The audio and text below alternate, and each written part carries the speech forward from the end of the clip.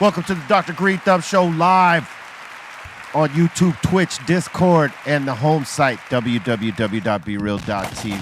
You all right back there, Pedro? What you looking at, son? You all right? How you doing? Who, what? Oh, something's on over here, yeah. Hey, thank you, Pedro. All right. Welcome. It's live right now, and we got a very special guest in the building. Look, I know my brother for a long time and been watching him on TV and in films since we were both practically kids. You're a little bit older than we are, or maybe you and Sendog are around the same age. Yeah, I'm a little more veterano, but... That's right. My man, Jesse Borrego in the house. That's right. Whoop, whoop. Yes. So happy to be here, brother. Same thing. Big fan, man. Big fan. And, I've been following what we've been doing for many years. And, those of us that have been pushing the boundaries, we look at the other maestros and go, man, we just wish them the best. So, it's wonderful to be here with you, Sharon. You are one of our OGs, man. Much respect and love. Gracias. Tú también. Also on the table, my man, Trace Dunes. I'm like the utility player around here, playing second base today. Last week was first, the other day third. I'm kind of like the utility player. Right? Utility guy. Play all the positions. I got Roaming some lights center. that need fixed. Utility guy. Roaming center. That's right. There you go. There you go. All right. Up in the treehouse crew, Bolton, Blanco, Bra, and the Dominator. Pow. Whoa, we're doing good up in here. Yo, pretty soon, Trace, you'll be on the bench. Oh, Yeah, wait, you come saw on. how that quickly that happened? How did that happen? You're even wearing his favorite colors. And you're his uncle. What's happening here? Yeah, he made me a little mad the other day. I mean, I thought I was a starter.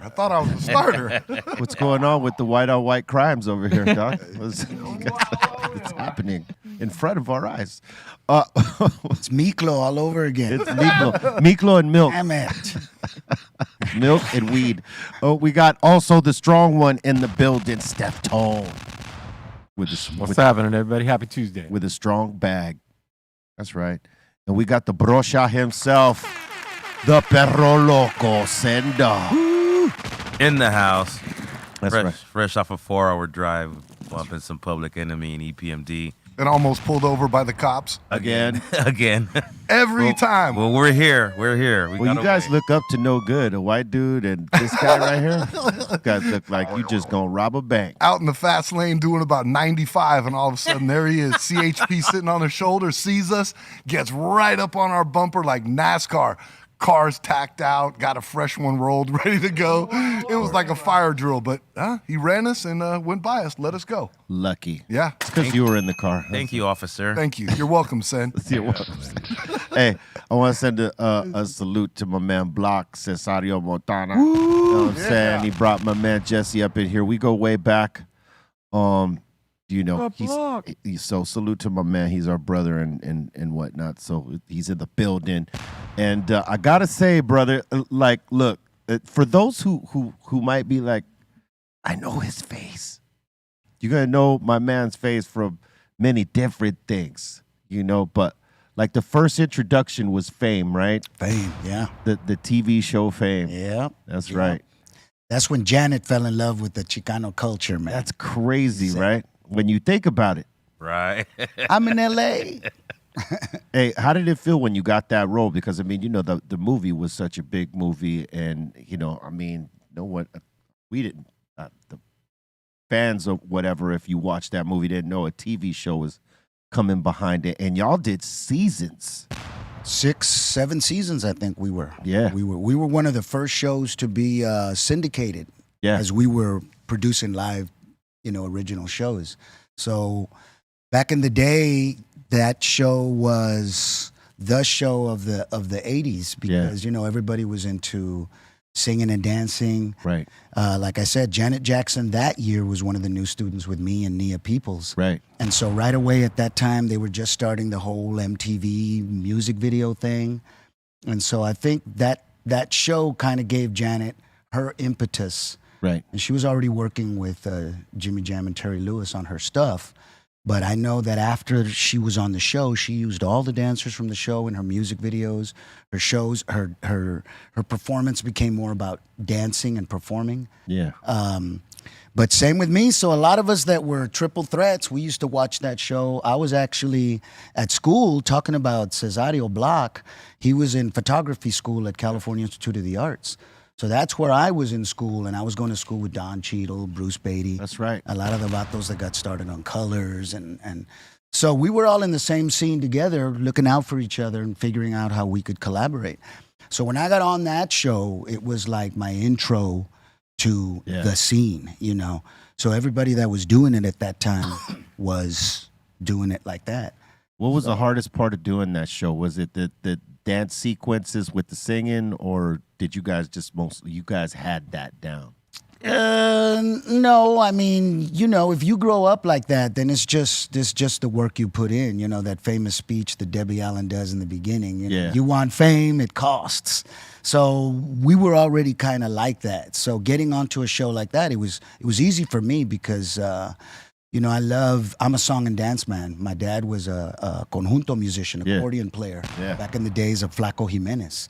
So I grew up with that type of flavor, and it was always about how do you show our cultura like that, you know? Hey, man, song and dance, that's our thing, you know?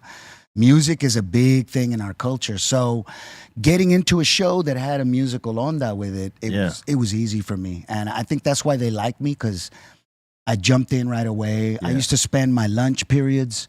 And you know where we filmed? Over here, Sony Studios was MGM at that time. It was still MGM. Yeah. So that was the studio where they did all the big MGM musicals. Yeah. So I was dancing and singing on the stages that Fred Astaire and Ginger Rogers and all them were at. So it was kind of that vibe like, oh, I'm here now. I'm doing it. And then you look over and you see, you know, Janet working her ass off doing her thing. And you got a lot of camera time in that time. Like, you were a principal, right? Yeah. Well, that was the one thing they were missing, other than Michael D, who was on there before. Right. And he was a supporting character. They didn't have a main Latino character. Yeah. So I think they were really looking for that flavor. The Latino problem child. You know. And so I showed up acting bad. They said, that's our bad boy. Right, man.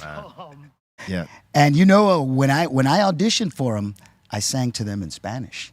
Oh, that's dope. I said, how am I going to set myself apart? I said, all right, you know, I'm in it, but this is the best of the best. You're talking about the best in L.A. and New York. See, you were a double threat right there, because you could sing in English and Spanish, and, you know. That's where I flipped it. Very few of the cast could do that. Yeah, exactly. Yeah. So I started singing in Spanish in my audition, and then in the middle of it, I stopped and went, oh, by the way, I can sing in English too. And I hit him with a Gap Band ballad that was hitting at that time. They were like, okay, come back later for dancing. And once I got in front of Debbie Allen was doing the dance auditions. So I said, oh, I got this. Were they using, like, for the extras, were they all actually from the School of Arts, or were they pros? A lot of people, especially at that time in the 80s, were graduates of performing arts. Right. It was a big school, you know, and there weren't too many high school of performing arts at that time. It was based in New York, right? It was based in New York, yeah. So it was a famous school. You're talking about Isai Morales went to school there. A lot of the biggies that we know from the East Coast actually went to school in PA. Yeah, went to performing arts schools. Yeah, so, I mean, that's high school. And, you know, later on when they created the Los Angeles High School of Performing Arts, a lot of people that are in the industry now have gone through that school. So I think performing arts in high school is a big thing. Big deal, yeah. For real. Like, the man, training. it gives you the chops, I'm not sure about this, but have they added, like, hip-hop, the genre of hip-hop, into the curriculum of performing arts schools? And do you think they need to? Oh, yeah. Absolutely. The same way that, you know, breakdancing made it into the Olympics. Yeah. You know, why not? If it's considered something that you have to reach a certain skill level to compete. Yeah, for sure. Then I'm thinking in the arts, you gotta have hip hop as a genre that, you know, especially the younger generation who's going to these schools, you gotta service what their culture is, right? La cultura de ellos. Yeah. And I think when you're looking at programs, even locally, you're talking about the Pico Youth Family Center. They're heavy into getting kids to produce their own music. So right away they realized the kids aren't really learning instruments anymore. No. Although I love the fact that in y'all's performance and later manifestations, you've brought back the whole Right. the band, man. You It know, comes back the to that. band, Yeah. baby. But a lot of these kids, you know, they want to be able to. They're already into computers. They're already producing that Yeah. way. So why not? So Pico Youth Family Center, they started teaching hip hop. That's dope. Yeah, as one of their curriculums. So yeah, absolutely, it should be. I think a lot of the DJs that are teaching turntablism right now, like the beat junkies, having the school to come and learn how to be a DJ. That's step one right there. That's I step mean. one. And musical knowledge is part of that. Right. So if you're talking about education, man, you know, we're celebrating 50 years of hip hop, and then we're celebrating the Latino hip hop and how much that's been a part of the genre. You know, as much as they try to make it about a specific culture, it's multicultural, and it always has been from the days of freestyling in New York. Yeah. You know, those were the Puerto Rican kids along with the black kids. Absolutely. You know, writing the rhymes and creating the cuts. It was crazy because they were almost like hand in hand, and some freestyle cuts, and we were just talking about this yesterday, some freestyle cuts were actually in a hip-hop category. You know what I mean? And vice versa, I think. Eso. So, you know, that's something that if you give our cultures the ability to create their own narrative, and that's really what I'm about right now. Right. And, you know, we're on strike. Technically, I'm still on strike. Right. Huelga! Huelga! That's right. Yeah, so, but why are we on strike? Because us as creatives, especially in an industry, we don't have a voice. You know, so you almost have to create that. You have to create that trail, you know, you have to blaze that trail. I think musicians need to do the same as the actors right now in terms of like renegotiating their deal with streaming services and stuff like that. Yeah. I think artists also need to band together to change the deal that happened with a lot of our record labels with some of the music streaming services, because we get the low end of the royalties and they just collect. And it's very unfair. So I totally relate to what you guys. It's funny are you going say through. that, B, because Exhibit last week on one of his posts on Instagram had mentioned that with hip hop, that it would have been nice to use the term like unionize earlier, get some, you know, solidarity, you know, get everybody together as a group to have that voice that you're talking about. There is no union, though, unfortunately. I mean, you're a part of you know, like Steph could tell you, like, you know, we may have our publishing companies, our agents, and all that, and we may be a part of ASCAP, you know, but all they do is go, you know, gather up the royalties from all the plays you got. There's no actual union. So if like this artist over here is getting a fucking raw deal on something, there's no one that could back him or her up to like get a better to get a better run.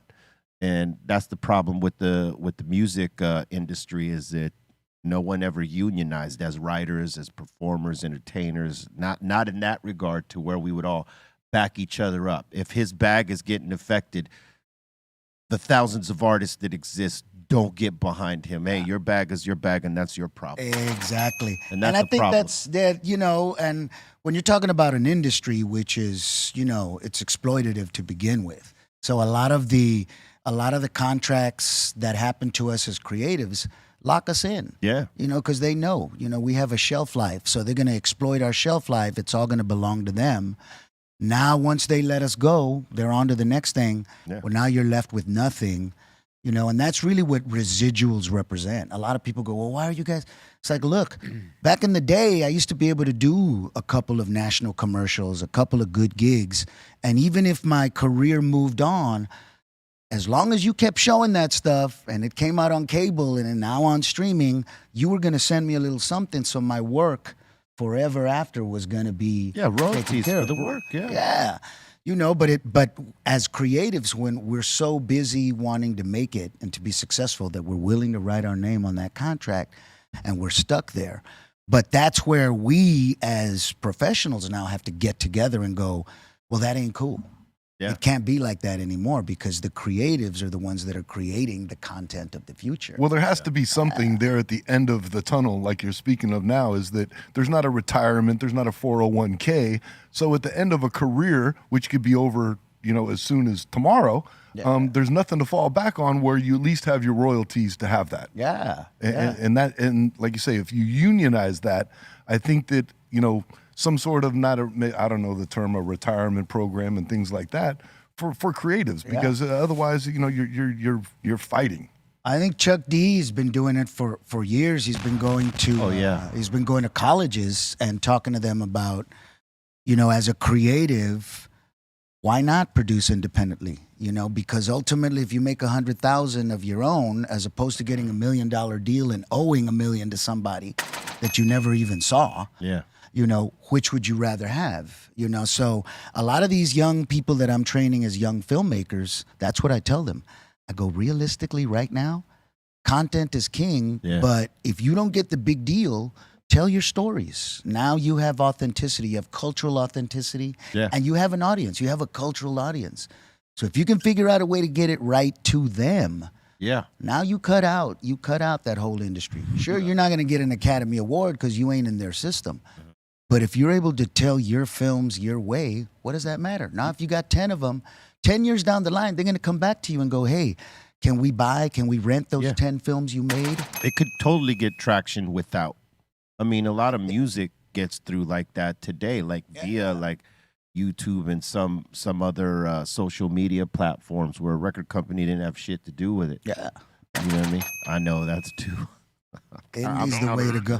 Oh, is that what that means when we? Yeah, Well, for us as hosts. Okay. I'm just glad it's not me anymore. Can I say Vavoso? Yeah.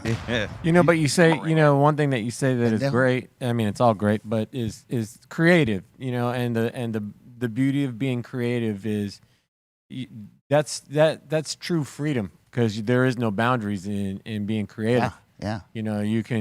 You can connect things that people say you can't make that go with that, and he's like, "What are you talking about? I'm doing it right now. I'm making it go together." Voice, yeah. You know what I mean? So that's the true beauty of being in a creative capacity. You're creating whatever you want to create. The bounds are you. Yeah. You know what I mean? I teach it to the kids as the authentic cultural voice, right?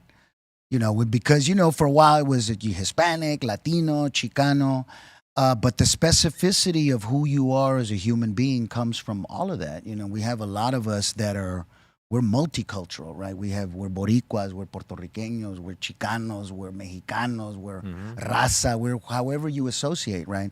Now with the whole Latinx movement. Mexican American. Yeah, go to, what is it? Go to night school to take Spanish. And get a B minor. Exactly. But all of that, and I tell people, I go, we're the authentic American culture. So to try to create a niche and a name for us, chale, that ain't gonna happen, man. I define myself. So when I teach these young people, I call it the authentic cultural voice. Who has that? You do. That's right. You, as a creative, as a writer, as a director, as a musician, all of that comes from only your voice is that authentic cultural voice. That's right. That's beautifully said. Pura raza. And look, I want to congratulate you because we share something in common. We're celebrating 30 years of our Black Sunday album, right? Yeah, correct, 30. And you're celebrating 30 years of a cult classic, Blood In, Blood Out. Woo! And I got to tell you, it's one of those movies that people watch over and over and over. I could say probably everybody in this building has watched it over like 5, 6, 7 times. Yeah. Easy, right? What did you see the legs on this when you said yes to the role? It's funny, Adan Hernandez, who's the artist that actually did the paintings for Crucito, because I didn't, in Paz Descanse, right? We lost him a couple of years ago. Rest in But peace. Adan used to ask me that because he was an artist. He was a Chicano artist in San Antonio, Texas. He didn't know nothing about the movies, so this was his first movie experience. So when it didn't hit, right, and Disney kind of undercut it as Bound by Honor, he kind of lost the feeling for it. 5 or 6 years later, when we were doing signings and I invited him, I go, look, hey, your art is famous. And he saw all the love. He goes, hey, did you think he was going to become like a cult classic? And I told him, I go, Adan, I knew what I was doing. Hell yeah. I said I knew what I was doing. And I put the flavor in Crucito because I was speaking specifically to my raza. Yeah. Because I knew that we were going to keep this thing alive. We were going to make millions for Disney. Right. My raza was, right? Yeah, for sure. Just like Coco, man. We already knew what was going to happen. And I think it was the same thing with Jimmy Santiago Baca, the writer. Yeah. The same thing with all the participators, We knew what we were doing, right? And even though American Me was being produced at the same time, you had two Chicano classics being produced.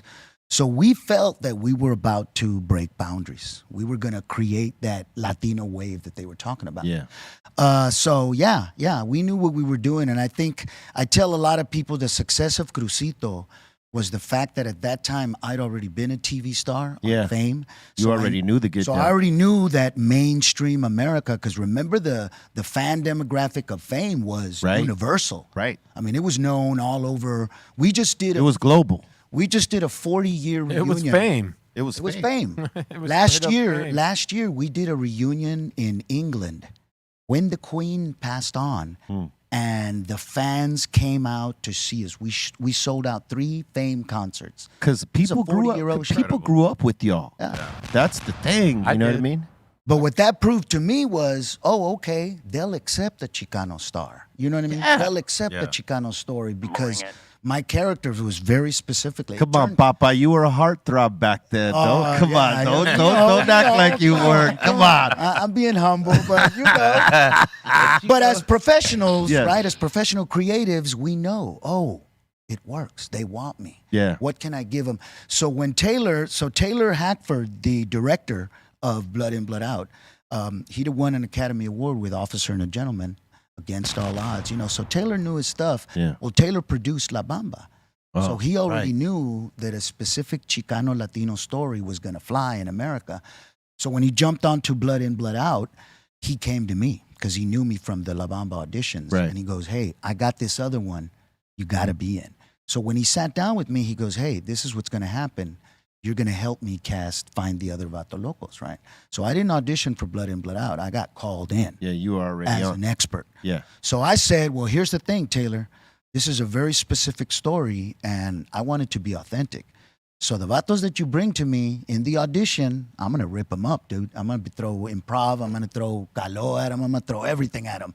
If they can't handle it, then they're not ready to go. And he goes, no, dude, roast them up. So the actors that would come in, I'd throw them through Chicano Calo 101. You bro. put it to him. Yeah. And that's one of the reasons that Ben jumped in, because when Benjamin walked in, Benjamin and his brother grew up in the La Misión barrio in San Francisco, Right. with some of the first Chicano car clubs of the Bay Area. Right. Yeah, so they grew up with these vatos, and they exempt these were their neighborhood heroes. So they knew. They knew. Yeah. So when Ben came in, he started riffing with me right away. So I said, all right, this vato can rifar, it's on. He He's knew. in. He knew his shit. He's in. I go, that's one of the dudes, right? The harder one was finding the Miklo character, because they were bringing us a lot of gabachos, Right. And good actors, dude, good actors, but they didn't necessarily understand the Chicano culture, Right. Damien, actually, his father's from Robstown, Texas. Right. So his pops is puro Chicano. So yeah. he grew up around. He really was the Miklo character. He was you know? real. Yeah. So, and that was where it was easy to work with them. But, the first couple of months we stayed in Garrity Loma there in City Terrace area, and we stayed in a gang house with the Garrity Loma vatos. Yeah. And so They gave you the one. every night I gave them the Gangster East LA. 101. Yeah. So we would sit there. I'd go, all right, pull out your scripts, homies. Boom. What's the scene we're working on tonight? Puro Vato Loco 101. So I knew, so all of that energy I was putting into the character. And I kept asking Taylor, what are we missing here? What do we need? Because once you guys go to San Quentin, I can't help you. Right. I'm not going to be there. So all I can do is work on the street part of it, right? Yeah. You guys are on your own up there. But I knew that with people like Kiki Castillo and Jimmy Baca, Danny Trejo, Yeah. I knew that they were going to bring the serious jale to the prison part, right? Yeah. But we knew we had a mandate between us all, and those of us that were Chicanos, we looked across the room at each other and went, okay, this is our chance, man. We don't know when Hollywood's going to do another authentic Chicano story. And this is our chance to bust it out, right? Bring it. And the other thing was, Jimmy Santiago Baca, and Taylor talks about this a lot. He realized that once he had this Floyd Muttrick script, he goes, all right, this tells a story, but it ain't authentic. So who can I get it to? And that's when he found Jimmy Santiago Baca, Chicano writer out of Aburque. And he brought him in. He goes, boom, this is yours. Huh. So by the time we got it as actors, as an actor, when you see something that's real, you're like, Yeah. So the first time we sat and read it, we knew that this was our chance, right? I called it Chicano Shakespeare. Yeah. When you look at that last scene, man, at the river basin, man, that's Chicano Shakespeare right there. And that's all Jimmy Baca. That was a part I didn't really ad-lib on. I said, Jimmy, this is solid, bro. This is going to be the way it is. Yeah. I mean, look, it's one of those movies like Scarface where everybody's got a favorite line to quote. Mm-hmm. It resonated like the that. memes. Yeah, the memes. The memes are crazy the on quotes, all that shit. Yeah. I mean, how does that feel, man? I mean, because, like when we do music, we don't look at any of that stuff. We just do it, and then whatever the result is later, we'll see it and be like, oh, like somebody will tell us something about it. And, we wouldn't even have that perspective on it because we just do the art, put it out there with no expectations on how long it might last or what it might do. So like when someone comes to you with it like 30 years later with some, quoting the lines, it's like, wow, it's got to be the same for you, man, especially, because you put a lot into it. You weren't just an actor in it. You helped develop with the characters and bring in the right heads. Yeah. Mm-hmm. Yeah, and I think that's the beauty of celebrating 30. And, when you talk about, you guys celebrating 30 with that first drop, it's crazy because I remember, we were fans from the onset. Who was representing us at that time, right. in Latino hip hop. So when it dropped and you think about it, it's like, wow, we really were hitting it at the same time, But when you look at that and contextually, we weren't relating to what you guys were doing because we were doing our own onda. Right. And the fact that 93 was when it happened, and now you look at it 30 years later, in retrospect, it's like you said, you weren't really thinking about the future and you weren't thinking of the impact other than the immediate impact, right? Yeah. And I talk about spending time with Adan Hernandez, the artist, because he was painting in his studio back in Texas, right? So when they went to Quentin, I said, well, I'm not going to hang around LA. I'm going to go home, visit my family, decompress, grow my heroin look, right? Grow my heroin look. And I said, and I'm going to go visit Adan. So for 2 months, the 2 months they were in Quentin, I would go every day to Adan's studio and watch him paint, man.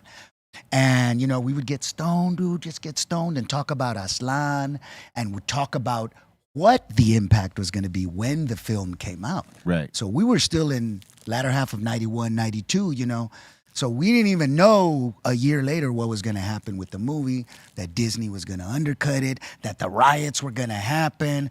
So we didn't see that coming. Yeah. We were like, ooh, when this movie comes out, Chicano art is going to be exemplified. The raza, we're going to know, they're going to know who we are, esto que el otro. So when it all went down and that didn't happen, it was kind of a drop, right? Yeah. So for 3 or 4 years until it came out on VHS, and they changed the name back to Blood In, Blood Out. That's when it really started catching fire. Yeah. You know what I mean? But it was still a couple of years. It wasn't until about 95, 96 when it came out on DVD. Then it blew up. Hell up. Yeah. Then it blew up. So you're talking about, if you think about when you guys dropped your stuff, imagine waiting 6 years to feel the love. Yeah. On something that you put your heart and soul into for 2 or 3 years. You know what I'm saying? Because I was on from 90 is when Taylor approached me. Yeah. So for 3 years, we gave our love. And then the parent that put us out there undercut us. Yeah. So there was a bit of a, there was an internal kind of like, wow, man, they really don't want I want to ask you that. Did kind of the flame kind of go out when that? For But you I'm guys? telling you, I moved on. It's like wind out of the sail. Yeah. It blows I the did momentum. by that point, I had done Mi Vida Loca. Yeah.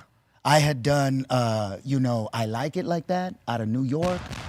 on the East Coast with Yeah. Latino. So I'd already been like, oh, okay. Yeah, you had already pushed You on. don't love man. it? I'm moving on. Yeah. You know, we're doing other things. The riots had happened, and we had just done Hamlet for the homeless, like Hamlet as a vato from the streets. Right. So we were doing street Hamlet, street Shakespeare with Bruce Beatty and Don Cheadle, and we were in the homeless areas. Crazy. So we were doing stuff like that. Yeah. You know, we were like, okay, Hollywood don't want us. Yeah. Let's go back to doing what we do. Yeah. So yeah, the fire kind of went out. So when 6-7 years later it started to pick up, now you fast forward to 30 years later, it's kind of like, wow, there was a delayed reaction. Delayed reaction. But look at the reaction. Sometimes that happens. You know, Yeah, look at It's a trip. I a say viaje. I reference Scarface again because realistically, they considered that a box Yeah. office flop. That was a flop. Yeah, it didn't do. They had all kinds of problems, but later on it becomes what it becomes. Yeah. You know what I mean? And you know, Blood In, Blood Out was considered, or rather, Bound by Honor was a flop.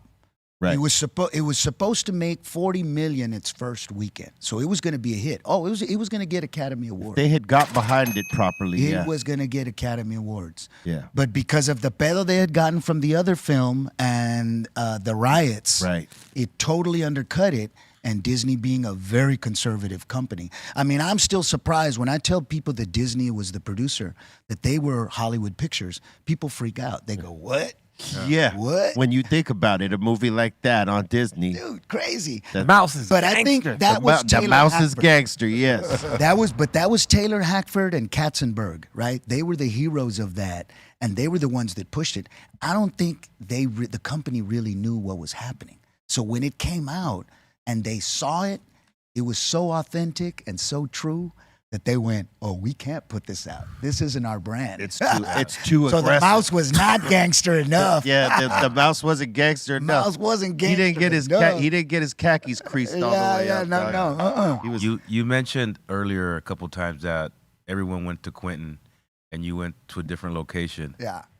Why did you not go with everybody else to Quentin? Is there a reason for that? Yeah, a lot of us that have grown up, in Chicano barrios and stuff, have family members that have done time, Yeah. and so I visited institutions a lot.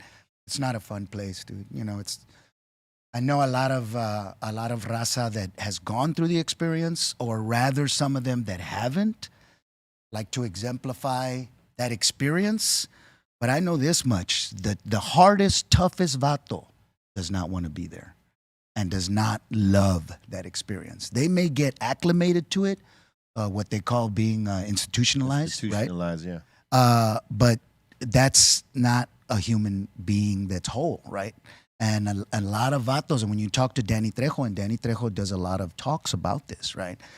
Danny Trejo, Tiro Tiempo, Jimmy Santiago Baca, the writer, did time, and that's where he learned how to write. If you ever get a chance, look at a documentary called A Place to Stand.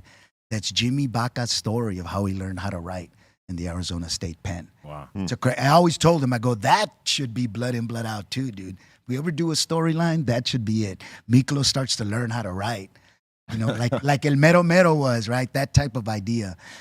But so I think when that part of it happened and they were going to go there, and also it was very restrictive.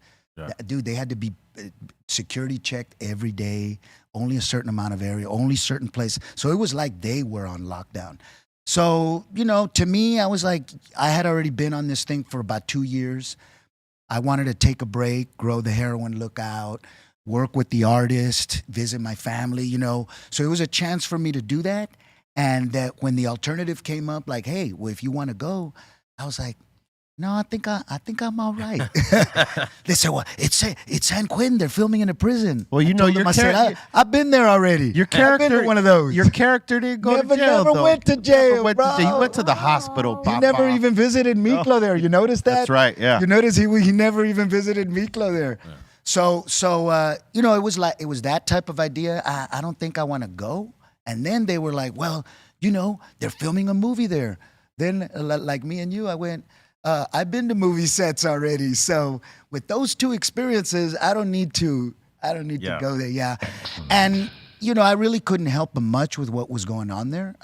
Taylor had it under control by that point. He was really the master. And if you ever talk to any of those vatos, dude, and they talk about the first day that they were there. So the first scene they shot was the big one in the when Miklo shows up to the what is it, the mess hall. The mess hall, yeah. Well, you're talking about hundreds of extras, dude, that are actually prisoners, that are actually doing time. So the actors talk about they prepared them. They had juntas. You're going to do this and make sure you act like that. And they were all like, yeah, yeah. He goes, man, they did not prepare us. And Carlos Carrasco, Popeye, talks about this. He goes, it doesn't matter how much we planned and prepared. He goes, you're not prepared for the noise. He goes, the noise in that mess hall. He goes, it's crazy. And all the actors are sitting together, right? And we're all clicking together because we're scared, right? Yeah. But we're all trying to act tough and we're all clicking. He goes, and we're all sitting there and we're thinking, how is Taylor going to film? How are we going to dude, how are you going to control these dudes? They're not real extras. Yeah. He goes, Taylor got up there right away. And then he goes, all right, everybody. Right away, his voice boomed out, the director, and right away all these prisoners became like actors. They all calmed down. Yeah. And that's when the actors went, oh, okay, we got this. He's got this under control. You know what I mean? Yeah. So but it was that That's type of, you had to impose your will on what was going on, You had to be drill sergeant. Yeah. 'Cause And I just felt that I didn't want to be guarded. I want to, that wasn't the process I was in. Yeah. If I had been one of those actors, then yeah, I would have. If your character, would Chale, homie. have got, And I always say if that you would have when got thrown in jail too, dog, you would have been in there. Yo, man, being Latinos, we've all done. I've done a Yes. little jail time, but to me, I'm like, oh, it's not. It's not an experience that I go. That's the badge of honor. Yo, man, but I would, if I could, I would prevent every young Latino from experiencing. Yeah, for that. sure. Yeah. I mean, it's not a road to go. No, If you- because as a man, yes, you can go through it and you can say, "Wow, okay, I can survive that." And the raza that you meet that have been institutionalized and do go through those experiences on the regular, they're beautiful people, man, because they do find this heart, this corazón that keeps them alive. But even after they survive that, Jimmy Baca, when he was on the set, Danny Trejo, they all had experiences. They all had emotional reactions. Once they were there, and after a while they started to realize that they were there, they were only supposed to be there a month. They wound up being there through delays and stuff. They wound up being there 2 months. Yeah. So they were there longer than they were prepared to be there, and it started to wear on them. Yeah. But that just shows you, again, the real authentic experience, right? Yeah. And I think that's, again, what we try to show as artists. It's like, look, I may not go through that, but I want to know what happens to us when we do go through that. And how can we show that in an uplifting story? And I think that's the best thing about celebrating 30 years. What I found more than anything is that people approach us, and having shared it generationally, they all say several things. Wow, I really related to that character, this character, that character. I really went through that experience. I came out the other side like you did. Man, I've never had so many people that actually were tecatos come to me and say, Or I had a brother or I had a uncle brother. like that. I had a tío. The prison story. Yeah. I went through that. That was me. On and on. And now I'm starting to hear that changed my life. Yeah. That saved And me. that's Watching that movie saved me. And how does that make you feel when someone says that to you? Well, what we do as artists Yeah. is we put our expression out there. We sing our song, we dance our dances, we tell our stories, and we hope that somebody likes it. right. And if they like it, then maybe it gives them a little something. And you guys have been authentic from the gate.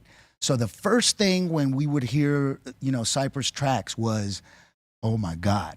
My carnala told me, my sister Marina, she sends you a big hello. She goes, tell him I love him, but also tell him that I could just kill a man too. But the authenticity of the experience, and I wound up using a lot of your music and some of my own stage performances, where I was trying to show some serious stuff, and just the lyrics and the music fit what I was trying to say, right? Thank you, sir. And so I think that for us as artists, if we stay, and this is why I try to teach these young people cultural authenticity, creative authenticity.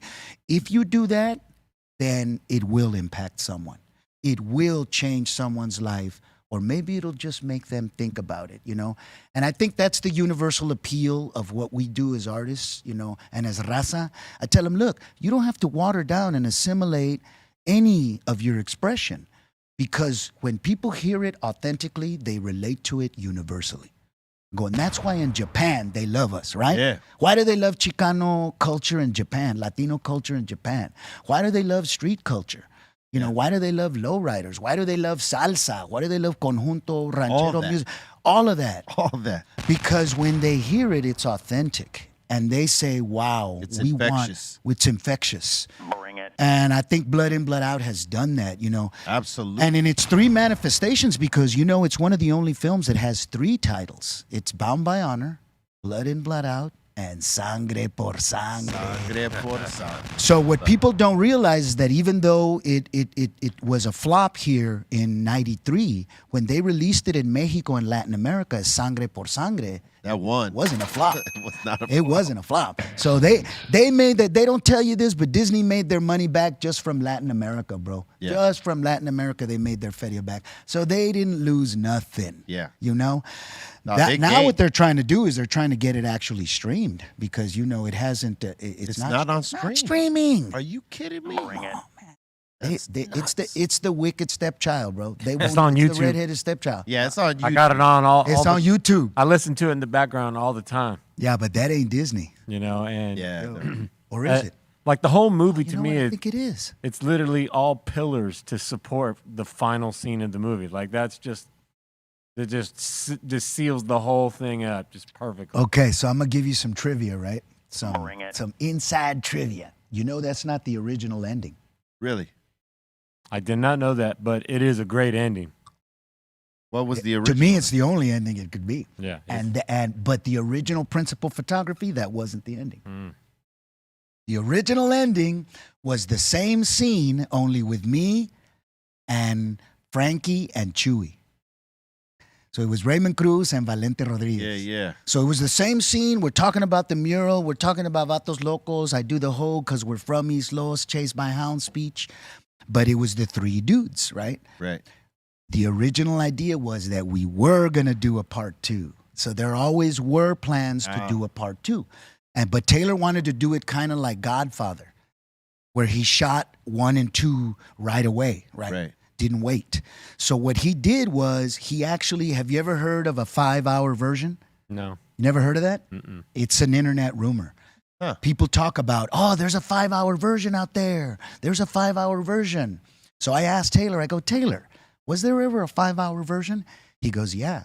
He goes, I showed the Disney executives a 5-hour version. I was trying to force them and show them that I had enough for 2. Right. That all they had to do was give me permission. And I was going to put them out as 1 and 2. I go, yeah, because they're always talking about this 5-hour version. He goes, no, it's never come out, dude. So no one's ever seen that version.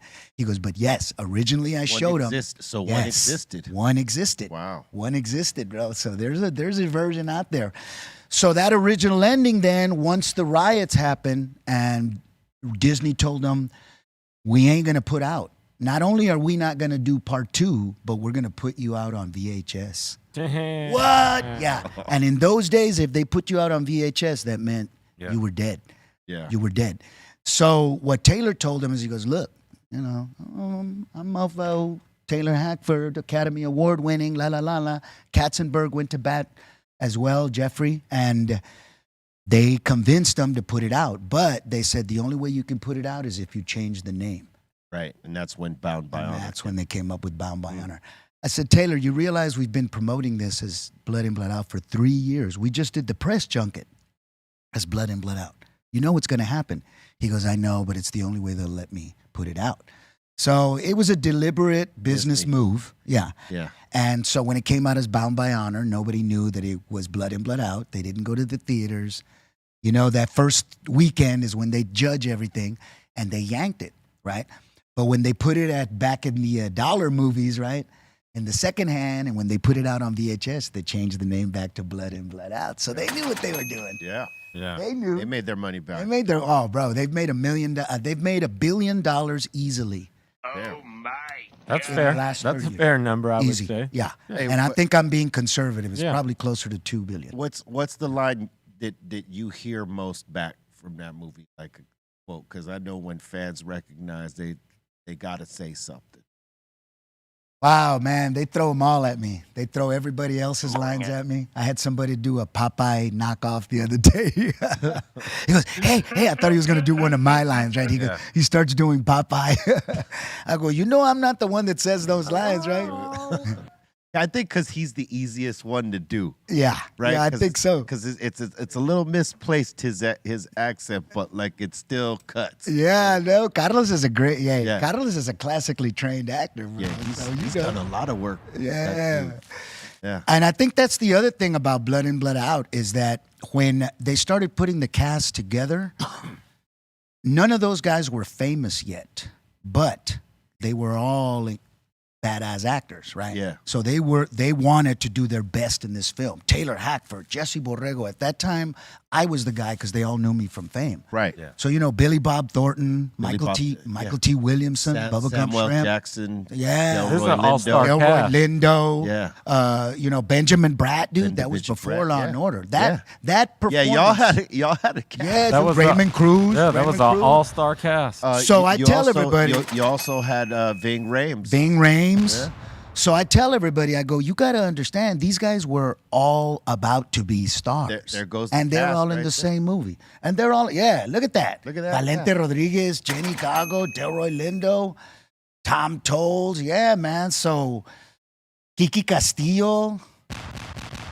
Ooh, so these guys were about to become stars, right? Raymond Cruz. Yeah. If you look at that cast, That's a huge cast. ooh. And this was one of their first little major films. And if you look at Billy Bob Thornton, man, Yeah. he threw down. Yeah. So everybody wanted to do their best. So now when you look at the film, you see everybody's best. You know what that reminds me of? The analogy I'm going to use, see if you can, kind of like an American Graffiti, Yeah. where there was all these young it actors is. that no one had ever heard of. Yeah, not yet. And every one of them became like a major, star. Kind of like this. It was kind of like the urban American Graffiti in a weird Yeah. way.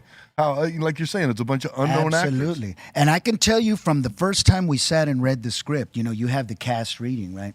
So we have the cast reading and we got as many of the vatos as we have, right? All the La Onda guys, all the vatos locos, all the extras.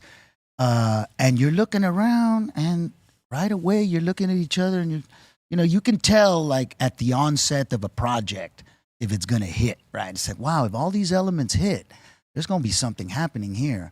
And this was, again, we're talking about late 90, early 91, so we hadn't even gotten into principal photography. But I knew that something was happening. And as the leader of that, the culturally authentic leader, to me, it was my responsibility to bring it, So I was always trying to find ways to improve on the script, Right. And I told Taylor, I go, look, how much calor you want me to put in there? How much you want me to improvise? He goes, Vato, you're the real Chicano. So I said, well, I'm going to make sure that the Vatos Locos are all on the same page. I go, so we're speaking the same calor. But then I went to Jimmy Baca and I said, look, I want to respect your writing because you're writing Chicano Shakespeare here, dude. So, but if I can improvise, then I'll be able to smooth it out and make it more colloquial, right? That's what I do, bro. And he goes, Vato, I respect your work. I love you as an actor. Do it. Do He what you allowed you the freedom to Yeah. explore Yeah. and do something Yeah. a little bit more authentic. Yep. And I told him, I said, Yeah. look, the realistic thing is I'm a professional. So I go home and I work on my improv so that they're not my ad libs, so they're not just out of nowhere. Yeah. I go, but it's going to be inspired by your writing, just so you know. You know what I'm saying? So when artists collaborate like that and they feel good in each other's presence, it just raises the bar on what you're doing. Absolutely. Talk about that, that scene where I cut Adan's painting, where I cut Yeah. the death of Juanito. So that scene was a heavy, right? And Yeah, that remember, was heavy, yeah. it was after the early stuff, so we'd already gone through that. It was after the prison stuff, so we'd already gone through that. So everybody was like, shh, we were humming at that point. So we get together and, we're getting into the back half, and this is a heavy scene, and we're talking about it. It's the heaviest scene Woo. when you think about Yeah, yeah. It's one of them It's for sure. it's the death of their brother. it. Yeah. And after that is when he goes to Miklo and destroys their brotherhood. So it's like the back half of the emotional edge. So I go on the set, right? And I'd been working with Adan for 2 months already, right? And I look at this big painting. There's a woman production designer painting the top of it. I said, man, this is beautiful. This is a copy, right? She goes, yeah. I go, man, the images are beautiful. I go, well, how many I got to cut it. How many do you have? Oh my God, it was so complicated that I could only do one. Oh shit. And Taylor's Pressure's one off. of those directors. He does like 20 takes. It's like you got to cut that shit right, huh? You got it right the first time. He don't care. You're gonna do it 19 more times, and really let it groove, really let it simmer. So I went over to Taylor and I go, Taylor, you've been averaging about 20 takes. He goes, yeah. I go, she only made one, bro. He goes, well, we got a small insert, right, and that we can do close-ups. Well, Taylor, they don't want to see an insert. They want to see me stabbing that thing and mutilating it, right? And he goes, oh, well, you better get it right the first time. Yeah. I just looked at him and I went, oh, crap. So I had to put on my theater hat, dude, because when you're doing a play, you drop a line, you better pick it up because there ain't no cuts. Yeah. So I went to Benjamin. Benjamin was trained in the theater. I said, Ben, they only made one, dude. He goes, what? I said, yeah. I said, look, here's the thing. It's a long scene, right? So if we're grooving, I'm going to go for it. But if I feel that we've been messing, dropping lines, not feeling really good about it, I'm gonna call cut, bro. And it may happen a few times because we only got one painting. So if I don't feel it right or, it takes us a few, then I'm going to call cut a couple of times. You okay with that? He goes, Vato, it's your scene. It's your scene, bro. I'm with you, whatever. So that kind of love, you know what I mean, between artists. The trust. I trust you. It's yours. You got this. So I was like, all right. Boom, dude. We started grooving. First take. That was the first take. Nice. Love that music for the start of that scene. Incredible. Ooh, the jazz, right? The music was great. But when and again, having grown up with Chicano artists, and one of the reasons I was able to portray that is because I hung out with all the Chicano artists of San Antonio and of LA. My career grew up hanging out at these spots when we would go, when they would downtown, it was all the lofts, remember? Yeah. They were finding the lofts, and graffiti had just come in the 80s from the East Coast, and they were starting to do the West Coast vibe. So, man, I was here hanging out. Yeah, you were in here. The scene. So I knew how artists were and how they did it, right? So when I was hanging out with Adan and just kind of picking up certain mannerisms from him, it was hilarious. He says to me, hey, you've been hanging around with me for a month, watching me paint? I go, yeah, man, I'm picking up a lot of stuff. He goes, no, hombre. He goes, I haven't seen you paint yet. He goes, métale brocha. He goes, métale brocha. Pick up a paintbrush and paint. And I think he was working on one of the pieces, right? Yeah. I go, no, hombre, vato, these are masterpieces, dude. These are for the movies. I don't want to ruin it. He goes, dummy. He goes, it's paint. If you make a mistake, and he grabbed a spatula, he goes, we just scrape it off and do it again. I go, man, I didn't know that. I'm learning something new every You learn so something little new every highlights day. like that, Yeah. bro, where I was like, wow, I didn't even think about that an artist can screw up and do it again. I said, I get it.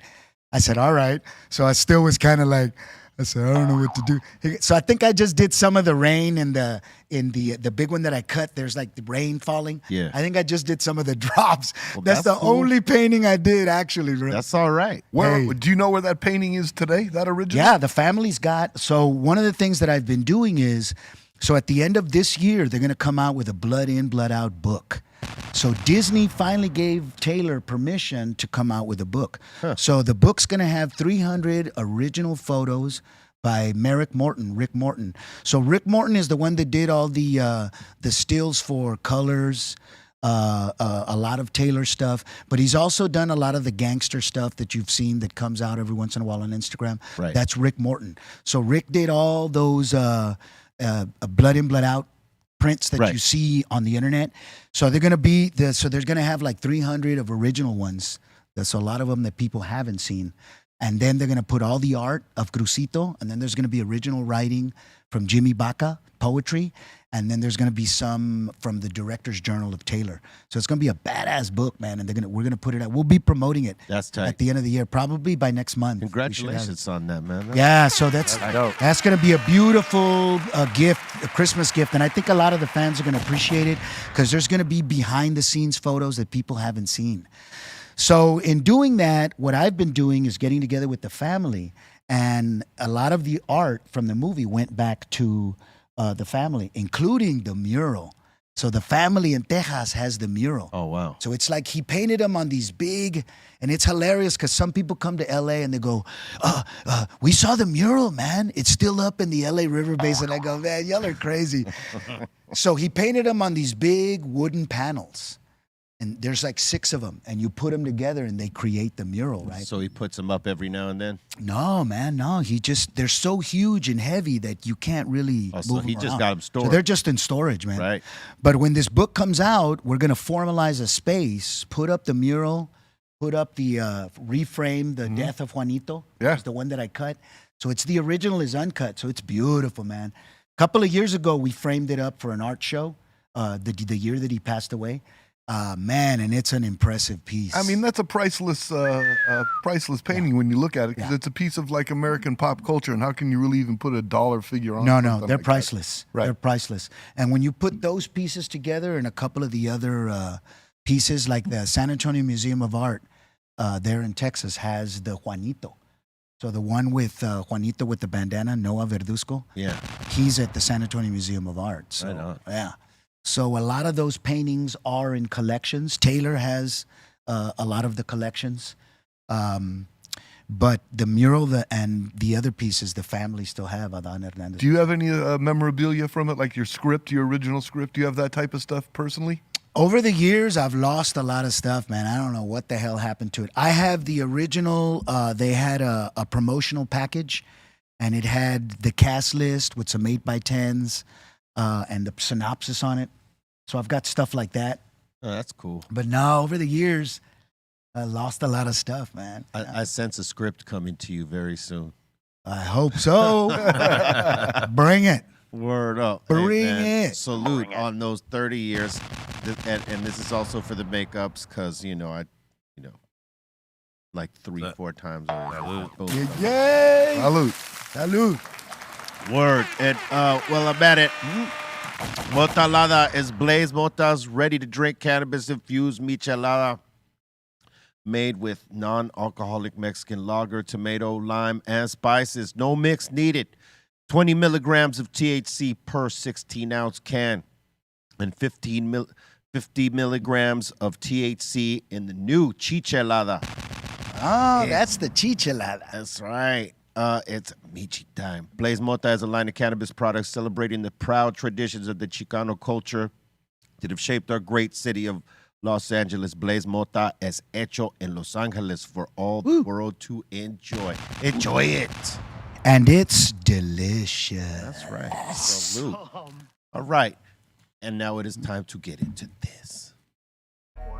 Hey everyone, it's Marissa tuning in live Can I from get a hit of the Dr. bag? Greenthumb's new location in West I get a hit LA. of the bag? I'm just here to Yeah. tell you that we have some new drops. By Insane, we got Hindu Fun, got Lotto Mints, and by Dr. Greenthumb's brand, we got Grape Animal, Yeah. Strawberry Jams, and we got our Boy, Infused I gotta 5-pack, Banana Crepes. I hope to see you guys out here. Our location's at 12235 Wilshire Boulevard. Come through and we'll be happy to help you. Now back to the table. Yes. Thank you very much. Make sure you check out our West LA location, Dr. Greenthumbs. And now it is time for this. What? Time for submissions. Time for submissions.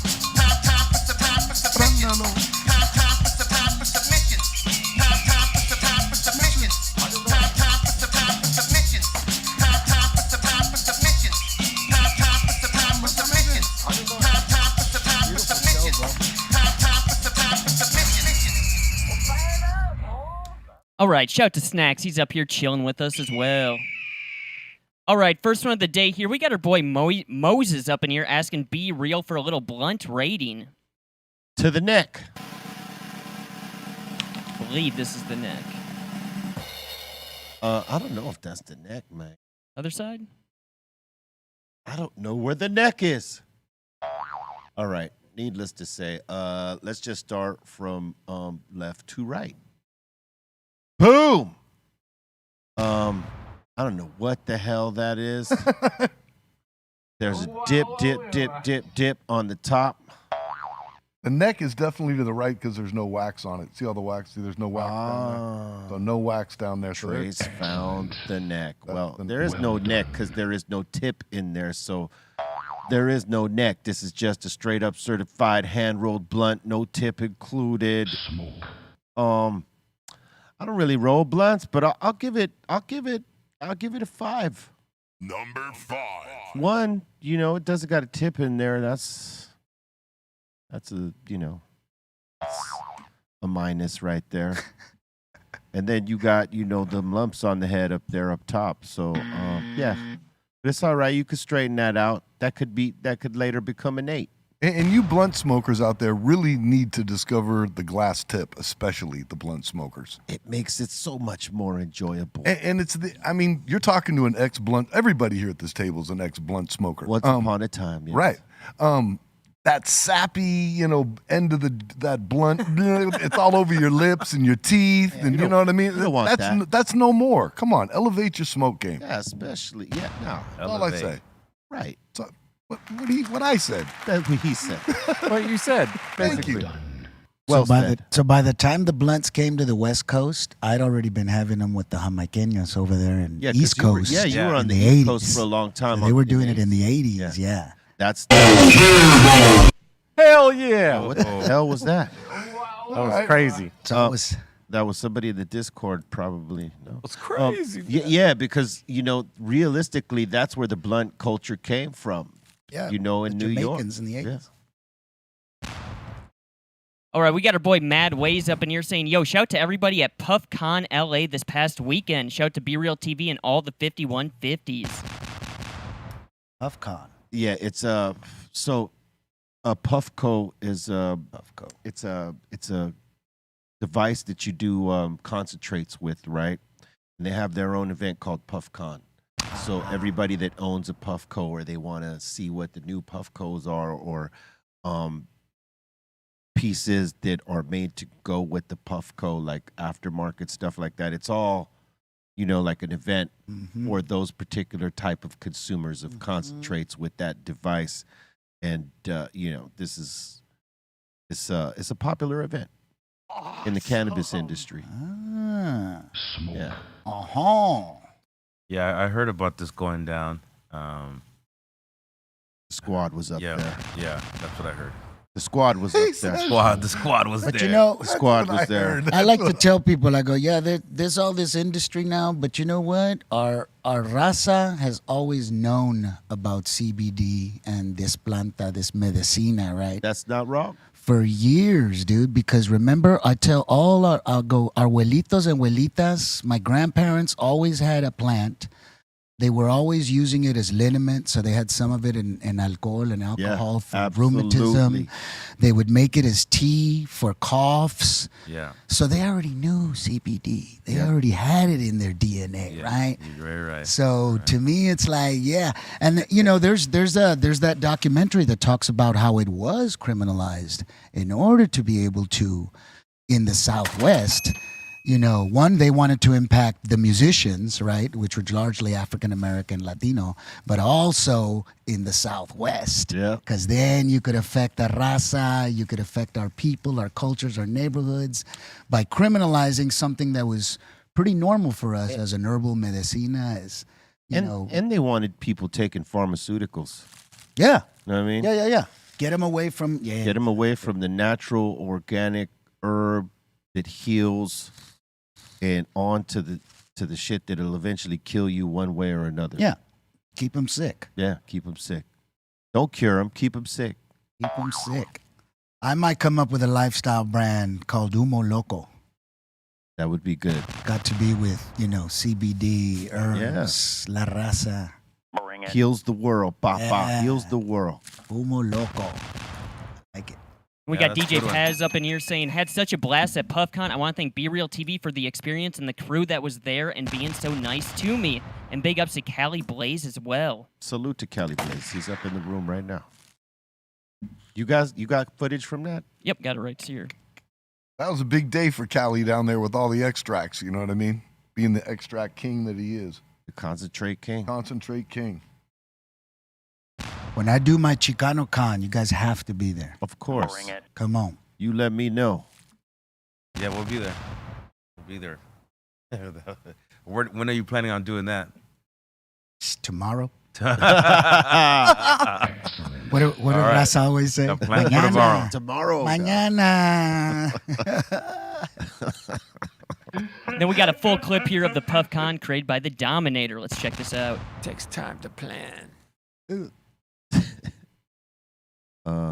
need a vote. Here at PuffCon, we're hanging out. We got Cali Blaze in the building.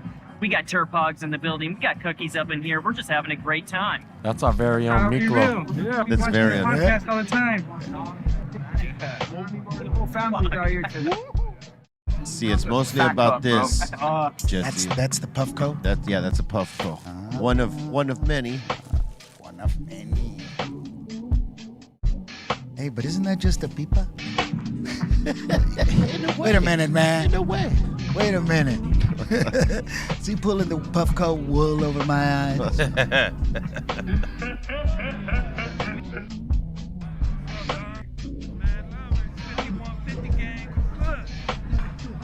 It looks good in purple. Rate it. I give you 2 points for using a glass tip. Oh man, he's being nice. And the roll though in itself, I'm gonna give you a 4.5. Let's give him What do you 4.5. I'm not saying it's a soft 4 or anything. Four. 4.5. 4.5. No. But it smokes like a champ, right? Total. There you go. You shouldn't. There you go. He shouldn't even be rating. The rolling chant. Oh, I'm right here. That right was here. it. Yeah, That was you it. got to be certified Pedro to is retired, certify. bro. Just remember, he's retired. I'm gonna have to go with the rolling chant. Dro. What up, man? Where you at, Dro? Where you at, Dro? Yo, what up, Be Real? Rashawn, aka His and Hers LA. Thanks for everybody. Thanks to you and your crew. Like his necklace. Everybody at Dr. Greenthumb. Salute. Hey. Yeah.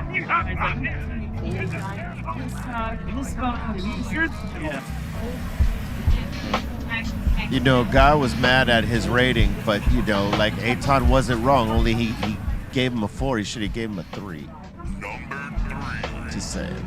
I'm just saying.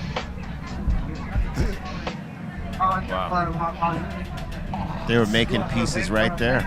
Wow. Shout out look to at the that. Dr. Greenthumb show. Make sure you guys tune in. Word up. Wow.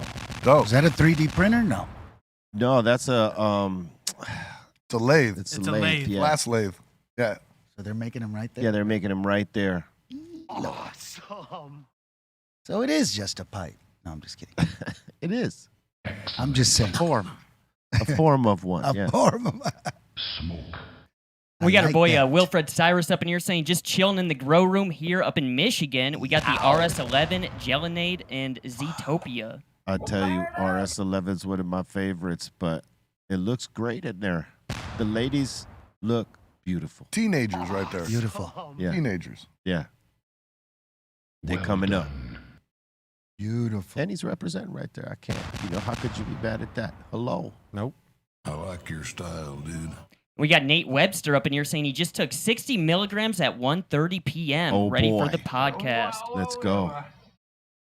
He's ready to go. Syrup. Okay. The sissa syrup? Yeah. How Well- do you use the syrup? Well, that's Pancakes? probably you mix it in a drink. You know what I'm saying? He probably puts it in, it could be soda or like some kind of fruit drink or something like that. And depending on how many milligrams of THC's in there, he's going to be very lit. He said So 60. don't use it 60? as syrup. Don't use it on pancakes then. You That's could a use lot it of on syrup. You could use it on pancakes. Sure. If that's your thing. If that's your thing, you could do Why that. not? Why not try it? Yeah. It's going straight to the belly. What? Buckwheat Would it taste multigrain.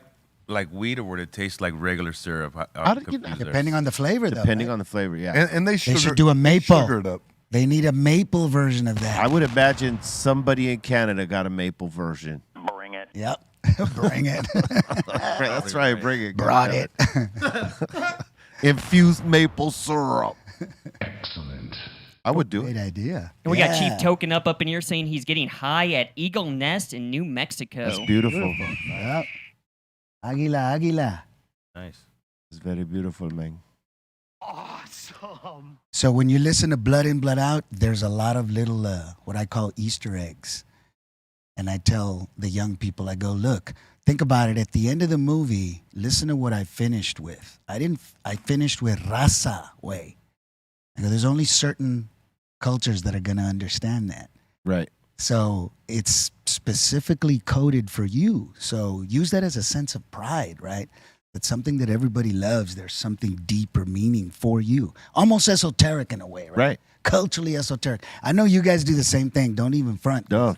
I seen it, dude, in the symbolism and in the language. It's like leaving the rhythm, mark. Simon. It's like leaving the mark. Simon. Like a landmark. Yeah, yeah. Here's this. You know what I mean? Boom. Right. I'm just saying. I'm saying. Dude. And we got Madison Medical up in here saying, I appreciate the opportunity to show off my crop. This is Gary Payton crossed with jealousy. Oh, that looks pretty good right there. What you think, Trace? You're close to that screen. It is. I'm right up on I it. need my glasses. It is sexy. I see definitely the cross. I think there's some flavor in there, bro. Yeah, the glint. The purple from that jealousy is nice, but you can see the undertones of the Gary Payton. You hold that too long, your fingers be too sticky, man. I dare you to send that to us. I dare you. You won't. I Dare you. I'd Bet smoke you it. don't. I would totally smoke that. Are you kidding me? And why not? We would enjoy this. Beautiful. And we got Merck's up in here, and he's saying, this weekend I was hanging out with the Deep East at Marathon Cultivation Dispensary in Canoga Park. Salute. Boom. Mhm. Big shout out to my primo Bill Sanchez up in Sonoma County. Right on. Salute, Bill. He's growing. That's right. Yeah. Salute to all the cultivators out there. Man. Oh, beautiful, man. We It's need beautiful them. soil. Yep. We need them folks. Yep. And we got Pan up in here showing off some more of her son's Nesta's flash art from the flash art exhibition That's- he did this past weekend. That's pretty dope. It's a very nice eyeball. Well done. Ah, look at that. Beautiful work. Yeah. So do you know Freddie Negrete? Yeah. He's the man, He's dude. the man, yeah. He's the man. So for everybody who don't know, he's the guy who devised the tattoo designs for Blood In, Blood Out. Really? Yeah. I didn't know that. Yeah, you didn't know that? Yeah. Yeah, bro.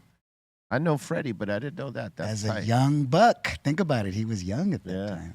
That's dope. Yep. And we got Ben Stroken up in here saying this is the 30th anniversary of Black Sunday vinyl. Shout to you guys. Thank you, sir.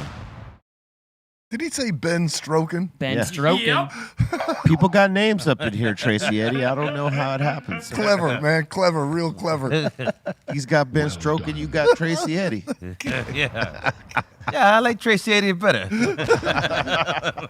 Hey, I found out what your nickname was, buddy. I said it before. I said it before. Silence. You didn't say it here, though. No, not on the air. Oh no, you kill me. Kill me. You'll get that. You'll get the You signal. you left a pretty good hint though. Like Trace got it almost immediately after we signed off, but like the rest would not Yeah. even know. I told you were saying, what kind of hint is that? I'm like, that's a good hint. It was a You good know? hint. It Yeah. was. So yeah, I do know his nickname from back in the day, back on the site on the Ave. But I won't. That was say before we were the Hill, though. Pre-Dog Night. That was before the Hill. That was way before the Hill. All right, You like that one? That was good, right? I was good. Pre-Dog Night. I get it. All right. Look at him. Look at the stare. He's like, you better never use something. I'm gonna kick you in the kneecaps after this, dog. You just don't fucking know, dog. If only the table were smaller, right? Hey, he didn't reveal it though. Yeah. Reveal it. Smaller. All right. I'll save it for a better time. We got Carson up in here saying this is a true cypress bonsai tree. Nice. Word up. Those are very good to have. Wait, cypress bonsai? Yeah, Yeah. what it is. It's a So it's a cypress mix? plant. That's a cypress plant. They're all over the Bay Area. Oh, okay. And he bonsai'd it. Yeah. It's pretty dope. So Much care must go into that. Beautiful. I wonder how it smells. Amazing. Cypress? Amazing. And we got CK Can Nugs. you smoke it? No, you can't smoke No, that. no. You don't want to smoke some. You want to smoke Not that cypress? And we got How do CK you Nugs know? up in here doing a little bit of fishing, showing off his catch. All right. Mm. nice. All right. He's also showing off some art. Got That's snacks there. That's pretty dope. What's up with Snack's eyes? Look at his eyes. We got 2 different eyeballs. I don't believe that's snacks because, you know. What's that up with look- them chickens? You're an art chicken. critic. Yeah. You're an art critic, huh, Anton? That is a dope piece, though. Right? And the last one so far, we got Jason up in here saying he opened up his opened up his Instagram and saw fishing lures that looked like pre-rolled joints. Wow. Those are lures. That's pretty cool. I mean, you know, meaningless, but cool at the same time. I mean, And if why I, do you need so many of lures? if I was a You fish, just need a few? I'd be all over him if I was a fish. Yeah. Look at him. That's pretty interesting lure right there. So there's a hook in there? Yeah, I don't know. The lure, not the hook. Wasn't there a hook on the end of the lure? There Where does the usually hook is. go, Yeah, right? those attached to your. I wonder where the. Oh, okay, okay. Yeah, For That's stoner that's fish. interesting for stoner fish. yeah. Stoner fish? Yeah. The elusive stoner fish. The only way you can catch them The is way. you throw a lure that looks like Yeah. a joint out there. Exactly. Every once in a while, a puffer fish. Yeah, Oh, there you go. I see what you did. Very clever, clever. I dig that. Hey, thank you for your submissions. Keep them coming to BeRealTVContest@gmail.com, and we will put them on. If you haven't smashed that like yet, go ahead and smash it. Share the show out. Subscribe if you're not subscribing, and crack that on that notification bell so you can get down with all the content we drop. And if you haven't subscribed to Be Real TV 2 yet, please do that because we're going to be in the mix right after this. All right, the mix show after this show. All right, you could watch it on Twitch, B_Real TV, or you could watch it at the home site, www.bereal.tv. Please become a member there, and you could watch it right there and get down with all the other things we got cracking there. Or if you YouTube folks just want to stay on YouTube, go to Be Real TV 2. Subscribe, get down with the mix because we're going to be in it right after. All right, so thank you very much for that. And, man, it's good to have Jesse up in here, man. And to celebrate 30 Enjoy. years with you, man. Boom. Both of us. It's crazy. That's what's crazy. It's crazy. Like I tell you, when I saw that Black Sunday had turned 30 years, I went, wait a minute. We're 30 years. But like I told you, by 93, I'd already been on the project 3 years, dude. So I was like, let it go already. Let it happen. What was the first one you did after that? Was it Mi Vida Loca? Vida Loca, yeah. I did Mi Vida Loca. El Tigre, right? By night, El Duran. El Duran, that's right. Mi Vida Loca's But remember another who was class. in the car with me that I was breaking up with, La Gata? Yeah, Salma Hayek. that's right. Young Salma Hayek, her first movie. Wow. Yeah, That was the first one? that was her first one. Get out of here. That's a legend. That movie's She's dead that before movie's White. legend. She was also. in that? She was in that. I didn't even recognize. Yeah. Get the fuck out of here, really? Yeah. Allison Anders, director. You were breaking hearts in the movie, huh?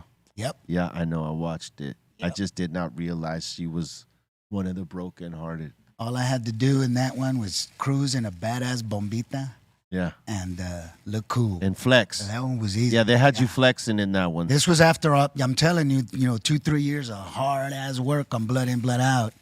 And then really kind of, and by then, I'm telling you, by the time 93 that we were filming Mi Vida Loca, and it was, the difference was it was $1 million movie, Blood In, Blood Out, versus a little indie film in Echo Parque. So even though it was the same cultura, it was two totally different productions. Yeah. In terms of feria, in terms of resources. But the chavalones and the culture were beautiful. And those kids, Blood In, Blood Out hadn't come out yet. So they didn't care who I was, and they were authentic, the kids they were using from Echo Park. So it was kind of beautiful to be there with them as an actor. Pero the other thing was getting to meet people like Salma, like Sadie Lopez, Sadie Aviles. They've all become, cultural reinas in their own. So yeah, for sure. Yeah, that was kind of cool to be there at that time. And then to be working with people like, I think Frost was in that, Cesario was in that, Block played, did a great scene in that. Danny Trejo. Danny Trejo did probably one of the best little acting scenes. If you look at Mi Vida Loca, he comes out as that vato in the street, with that cool little scene with Sad Girl. But man, I'm like, okay, Danny's an actor. He didn't get to do that much of it. He was solid in Blood In, Blood Out. When you see the little pieces that he has, he's solid as a presence. But he doesn't really get to act. And Mi Vida Loca, dude, in just that little scene, he almost steals it. I'm like, whoa. But it was a lot of little things like that. So this was right after Blood In, Blood Out. Yeah. So to me, the experience was still true about being authentic, being in it. You were still in that seeing mode. Another barrio from East LA to Echo Park, the similarities, the jales, Yeah. And these were younger kids, these were the Echo Park kids. So a lot of them were just on the edge, dude, and you felt for them, like, man, they're getting caught up. Remember in the 90s, it was popping off. Yeah. So even though we were representing the 70s when we were filming Blood In, Blood Out, this was representing stuff was there, man. Yeah. There was a drive-by, because what we were doing in Blood In, Blood Out is we were filming all over the place. But I think what they weren't realizing was that there was very clear boundaries and territories. So since we were using the chavalones from the Loma, we took some of them with us. And guess what? We're filming in other barrios. Yeah. Well, these kids, not understanding the seriousness of the situation, were throwing barrio to every car that passed by because they were protected by okay, somebody clocked them. So after the day wrapped and they got sent home, we're still filming. And there was a scene where I'm when they dropped me on the fire hydrant, dude, ironically enough. So we're on Flat Top up there filming that scene, and all of a sudden we hear all of the cops on the set, their walkies go off at the same time. At the same time, you start hearing the hawk flap around, right? The helicopter, and the lights are happening. And I'm in the middle of the scene with the ruca, dude, where I'm getting ready to make love to her, and I'm like, and sure enough, all this stuff pops up that there was a shooting down on the set, on the main drag, right, where our set location was. And that somebody just drove by and tiros, and they wound up hitting the caterer in the arm. It was a flesh wound. Yeah, it was a flesh wound, thank God. But that was it. Nobody was killed, but there was a fucking drive-by. Yeah. And I thought to myself, okay, who planned a shoot on a Friday night in East LA? Oh, yeah. We would know, hey, you know what? If you're going to do something Friday night in East LA, there's something going on. We better make sure we got it covered, right? But they didn't think like that. They weren't thinking like that. And those are the things that could happen just in LA, period. But just to show the reality of what happens in the street that we have to address at some point, So I think a lot of ways as creatives we try to address those things in our way. That's right. Through how we express our art. Any way we can. Mm-hmm. Word up. It's about time we open up the doors to the Insane Asylum. That means y'all got a comment, question, shout out, suggestion. We want to hear it.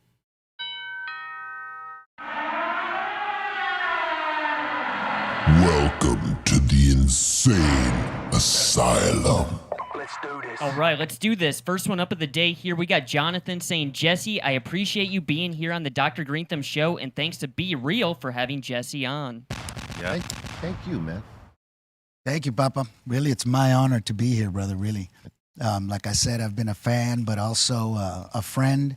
That's right. Since we've known each other, so to see all of us pushing the boundary and, to continue to exemplify who we are as a raza and as a cultura, but more than that, as artists, because the awards don't matter, and people have asked me, hey, I know you always say that Blood In, Blood Out was going to win awards, and I still do believe that. I always tell them the award that I really believe is more important is the fact that, the raza has loved us for 30 years. That's right. So the fact that we're still valid as artists and people still love our expression, that's important. That's everything. Yeah. And it's an honor to have you here. You're our OG, so it's Boom. an honor to have you here, my friend. Ya sabes, vato. We did it again. We did it again. That's right. We got His and Hers in LA saying positive vibes, people. Shout out to you guys. And we got Kareen up in here saying, oh my God, Jesse, tell these guys to watch I Like It Like That. I love that movie. Also Blood In, Blood Out, but everyone knows about that one. You're awesome. Oh, did you ever see I Like It Like That? You know that Cardi B hook, right? Yeah, I yeah. like it like that. I saw that. So there's a movie, yeah. Yeah. It's that East Coast. Okay, so what I was trying to tell people is go, look, the range as an actor, as an artist, sometimes we got to blow our own horn, right? Yeah. I go, our range as an artist is we try to show that in our work, in a body of work. Like, Right. Okay, it didn't just end with Black Sunday. gotta have It different- kept going, and the latest shit is the coolest shit. Right. That's the reality of it. Right. Yeah. And I say that with all truth and respect. So it's the same thing with me. When I tell people, I go, you don't know the real. Let me tell you the real. I did Blood In, Blood Out and Mi Vida Loca back to back. And I Like It Like That back to back. So from one year, I went from the West Coast to the East Coast. Look at those two films, how different they are. Very different. Yeah. Look at those two characters, how different they are. I go, that's what I was trying to show in my range. But at that time, they, with the Blood In, Blood Out, and maybe I Like It Like That was also, it was the first time a woman of color had directed a major studio film, Darnell Martin. Wow. So that's the hook on that one. But she got into beef with the studio head. And so they kind of undercut that film also. So it was weird, but two badass films kind of got undercut, came out and had their own cult followings, but didn't really get the industry love that they should have. Right. And they still represent who we are as a culture. The other thing is when you look at Blood In, Blood Out, Sangre por Sangre, the Spanish version, Yo doblé mi voz. I doubled my voice on that. I asked them, I said, you putting this out in Spanish? I go, I want to do Crucito's voice. You did your own voice, yeah. And they said, no, we have Mexican actors. And I said, first of all, right now the Mexican actors don't necessarily know the Chicano culture and the slang. No, they don't. Yeah. Two, I can act in Spanish. I'm bilingual. So me and Kiki Castillo, el mero mero, Montana, yeah. He was the translator. He did the translation. He's actually from Calexico. So he did the translation, and we're the one of a few actors that did our characters in Spanish. That's dope that they let you do that. Yeah, exactly. But I wanted to do that so that my raza in Latino America heard my voice authentically. Yeah. Speaking as a Chicano. But well, you're one of a few actors that can actually do that. Yeah. At that point. Exactly. You know what I mean? At that point. Yeah. Now I think in our industry we're seeing definitely better representation and the allowance for the new talent to be able to be who they are. Yeah. Culturally and any other way they identify, And that's what it's about, baby. That's what it's about. And we got Midget Mike up in here asking Jesse, how was it being raised in Texas? Well, I was raised in San Antonio, Texas, so very proud to be Chicano, because it's a very proud Mexican-American Chicano town. But it's also an artistic town, Flaco Jimenez, my dad, Conjunto Music. Selena came from Corpus, which was 3 hours away, but she right away, as soon as she could, claimed San Antonio because it was the largest city close to them. So in terms of representation, it was, it was authentic and it was real and it made me who I am. But when I came over here with that authenticity and got into fame, this was a whole LA onda. So, I love the LA culture. And so that kind of raised me. I also was in Chicago, inner urban city for many years. I went to an all black high school. And then when I went to the East Coast, during the fame years, we would go to New York and film for about 3 weeks. How was that experience? 80s New York, bro. That was that was b-boys. Yeah. That was hip hop. It was like the end of Studio 54. You were seeing all that. Oh man, the changes were all there. And if you were into, street culture like we were as people of color, that's where we got our flavor. If you wanted to know what the new dance was going to be, you would go to the clubs, either in Brooklyn, the Bronx, LA. Over here it was Radiotron. Over here it was the Palace. That's right. That's where you would see the stuff. Michael and Janet, they were all learning from the Vatos, Papin Taco. Yeah. That was my homie. Rest in peace. Rest in peace. But all those Vatos, Boogaloo Shrimp, all those Vatos were the ones we were learning from. That must have been an education for you with being born and raised in San Antonio, California, and New York. Yeah. That was quite an education between 3 different areas. Well, the thing is that San Antonio's a military-based town. So even growing up, my mom, my sister, they would, in the clubs, they would associate with Vatos from New York, from Puerto Rico, from other places. So we already had, there's something else going on in the world. In our cultures, we may be different, but we're still there's a similarity and there's a movement. There's música, there's culture, there's food. And so I think by the time they became like destination places, the way I came to LA was the same thing. I was in San Antonio dating a woman who danced for a ballet company, but she was from LA. So at one point she said, "Hey, will you help me drive back to LA?" And me and my sister jumped in the car with her, helped her drive over here, and it was my first intro to Los Angeles. Your sister went home, you didn't. Exactly. Now she wound up in Brooklyn. She wound up marrying wow. a New Yorican from Brooklyn. Yeah, That's crazy. So she went the other way. Right on. Well, we're glad you made it here. Yeah. And we got Azteca up in here saying, it's my 37th birthday today. Can I get a shout out? Happy birthday, man. Birthday, dog. Birthday. Yeah. Happy 37. Las Mañanitas.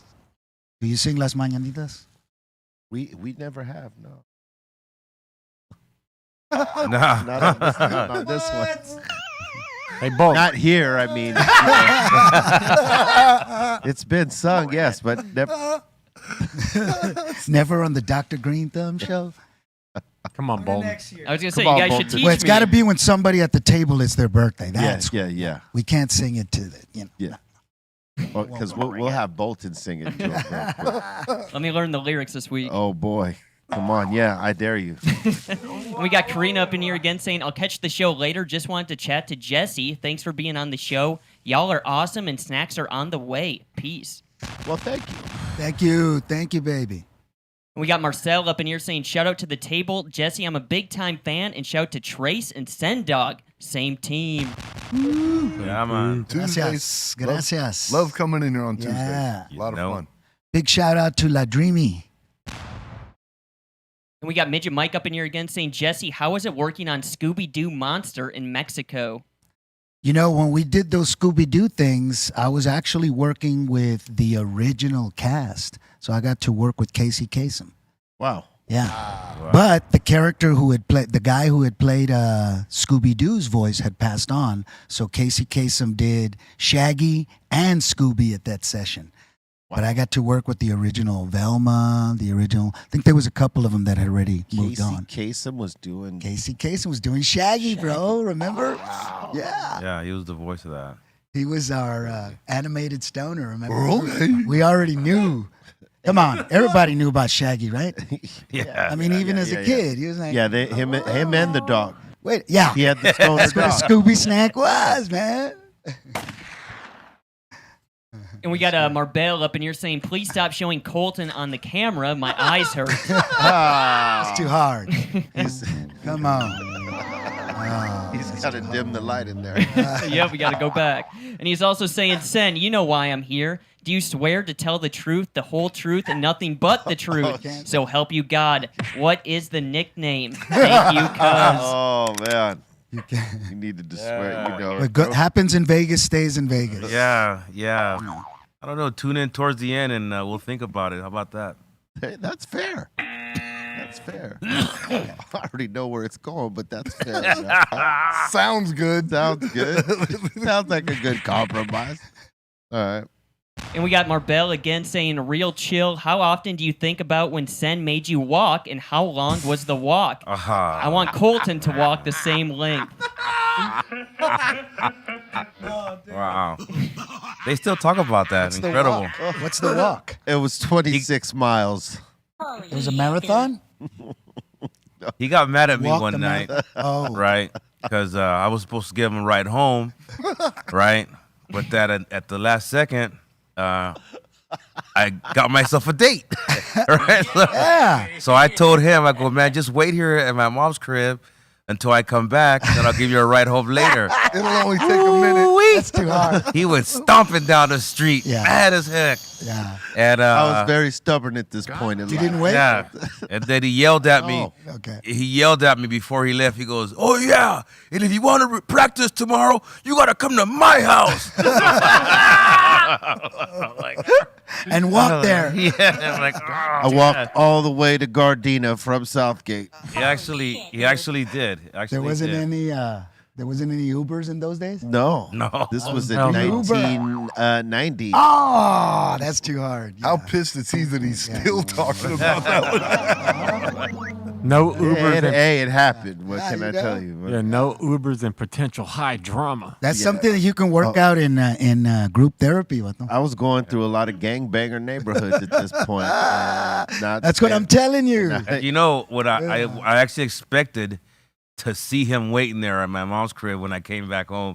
I was like, oh shit, he ain't here. You really did walk. No, I took the journey. Then were you? But then you were worried about him, right? Yeah, because he had to walk through South Central and all kind of treacherous barrios to get over You're there. nasty, dude. You could have just waited. No, I could not wait. Pride was on the line.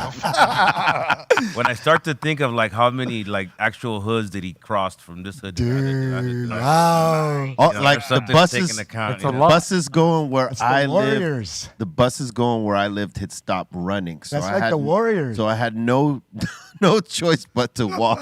That's like the Warriors, bro. Yeah, it was. Yeah. Only I was the lone warrior. The baseball furies that. Yup. If I had to fight the whole way, damn, I'd have been done. You wouldn't have made it. I would not have made it. That's a great one. Ooh wee. Yeah. 26. 26. Yeah. That's a lot. Sorry, Sen. I didn't bring it up. No, I know you didn't. Just for that, you have to whisper your nickname in his ear. He gets to hear it. I already know it. Oh, okay. I already know. I didn't blow him up because he'll say it in his time. All right. I love it. All right. And we got Midget Mike again saying, That's yo, hot. B, you going to talk about the coffee drop? Oh, yeah. We got the Dr. Greenthumb's coffee. It's not infused. That's going to be dropping soon. Salute to Everlast. You know, we collaborated on this. And, he's been making it happen. Smoker's Roast. Let me know when you do yerba mate. Word. That's what I drink. Do you drink coffee at all? No, yerba mate. Oh, okay, yerba mate. Yeah. Bobo drinks yerba mate. So. Yeah, I love that stuff. Oh. And we got E-Man. Mexican Viagra. That's right. We got E-Man up in here saying, question for Jesse. Do you think Benjamin, is it Brat or Brat, should have won an Oscar for his amazing performance in Pinero? He definitely nominated, but I think the movie that he should have really been considered for was La Misión. If anybody watches, so I did 3 films with Benjamin Bratt. I did Blood In, Blood Out. Right. Then we did one that went to Sundance in '95 called Follow Me Home, about 4 artists who go to the White House to paint a multicultural mural on the White House. Oh, that's awesome. And then in 2000 we did La Misión. In 2010 we did La Misión, which is about a low-riding family. And Benjamin, it's about him and his son. But Benjamin, played by Jeremy Ray Valdez, plays his son, and they build lowriders together. But it's about their relationship. Benjamin should have been nominated for that one. That's the one, but it's his brother, Peter Bratt. And between them both, they've produced Dolores Huerta's documentary, Dolores. That's Benjamin Bratt and Peter Bratt, his brother, the director. So, but you know, if you see Piñero, he's pretty incredible. And him and his now wife then was his co-star, Talisa Soto, right? She was Princess Katana in Mortal Kombat. Yeah. Remember? That happens from time to time. Yeah, you know? You know, the experts get together. So, you know, they have a beautiful family. They've been together for many years, but their performance in Piñero was beautiful. So, and Colton, can you say that name again of that title for me? Can you repeat that? Pinero? Yeah, the old Panero. That sounds like a sandwich shop. Pinero? It's actually Piñero. Pinero. Yeah, Say it again. Do you see the ñ, Piñero? Pinero. There it is. See, we've been trying to, you know, like we've been trying to teach him, you know, his main problem is the R's. He cannot roll them. Can't roll them. Yeah. And you know, you only roll them when there's two. When there's one, you say it like a T. Ere. Yeah. Then R is the two R's. You see what we're doing? Go, boy, go. He's trying. He's trying. I think he needs another one of these. He needs 5 of those. Hey, can I throw a quick shout out? Yeah. This is happening now, right? Yeah, Live, right? Yes, bust it out. So next in a couple of weeks, October 14th, I'm going to be at this beautiful place called East Los Tacos. Have you ever been there? It's beautiful. It's right on the corner. Familiar, it's right on the corner of Cesar Chavez and right there where 710 is. Yeah. Man, it's a beautiful place. It's been there delicious a food. long time, right? Yeah, it's been there a while. Yeah. Beautiful couple owns it, pura familia. But they have the mural from Blood In, Blood Out up, and they have the La Onda picture up. They got it on up the there. wall. It's beautiful. Yeah, and we've all taken a chance at signing it. But October 14th, I'll be there helping promote the pre-sale of the book and doing something called Sangre por Arte, which is using the energy of the movie to help promote Chicano art, you know? That's dope. So we'll be there October 14th at East Los. All right. Yeah. It's still up, yeah. Boom. Boom. There That's it is. dope There it that is. they got it up East Los right there. Tacos. I read that ticket. Awesome. My Instagram's Jesse Borrego Official on IG. And they can get info there or... Boom, bang. Yeah, you guys will probably share it también. Oh, yeah, for sure. Excellent. And we got Kiko from the South up in here saying, I was wondering if the Impala, when Paco and Miklo get back at Spider, got shot out for a scene that is not in the movie. He's saying if you look at that scene, there are several cracks in the windshield. Well, I know they used a lot of what was in the barrio already, dude. So, yeah, they probably found an Impala that they could beat up. I mean, that's the whole thing with production. Yeah. You got to have doubles of everything. So you got to find cars that are similar, especially if you're going to ruin one and picture the other, you know. Especially if you got a director who likes doing multiple takes. Like 20 times, you know. Taylor just wants to get it right. You know, that's why he wins Academy Awards. I need 20 cars for this scene. The one I saw the other night that was at Sundance when we were there with Follow Me Home was something that he helped edit and produce was When We Were Kings. Did you ever see that? Yeah. That's Taylor Hackford's on Wow. there. Yeah, he produced that. But you know, Devil's Advocate, Against All Odds, Wow. Officer and a Gentleman, They're all hits. Ray, Jamie Foxx. That's all Taylor Hackford. He's been putting in work. And he produced La Bamba. So These are all hits. you know, those are all. Big joint. Tell people that's why Blood In, Blood Out is good. Not just because of the culture and the elements, you know, but because we had a good director. And the guy who shot it is named Gabriel Beristain. He's a well-known Mexican DP. So that's why them pictures, when you look at it, whoa. Salute. Yep. Outstanding. We got J-Max C up in here saying, what's up to everybody? Shout to Jesse. Man, Blood In, Blood Out is a classic. And A, how is Ezo not here for this? He's here on Wednesdays and Thursdays. He's on RSO right now. And he's on RSO. What's RSO? Around about 1,000 milligrams. He's on syrup. Yeah. At the least 1,000 milligrams, apparently. He's on the syrup. Right. We got Callie Blaze up in here saying, "What's good, fam? My dumb ass tore my bicep today. I'm in the hospital now waiting on a surgeon. Tried loading a grill at Costco. You tried loading a grill at Costco? Gotta know your limits. I'm not laughing at him. I'm laughing with him. with him. Yeah. At 61, one of the things I've learned is know my limits. 61. God. All right, man. I was Wouldn't have 30 guessed when I that. did that movie. I was 31. Playing 18. You roll it young, son. You know what I'm saying? No. You roll it young. Well, And that's a good puro, thing. puro dirty vegan. Yeah. I'm a dirty vegan. All right. That You know what a works. dirty, you know what a dirty vegan What's is? that? I don't cry if my frijoles are cooked in lard. There you go. Why not? And how old were you when you first started acting? Your first gig, like how would you say that was? 5 years old. Oh, Yep. wow. My brother, I grew up watching my dad playing music on stage with his band. So he was the first actor because he was an incredible performer. So by the time I was a kid, and my sister was the alpha performer, she was a year older. So she was in choir, she would sing, dance, every talent show.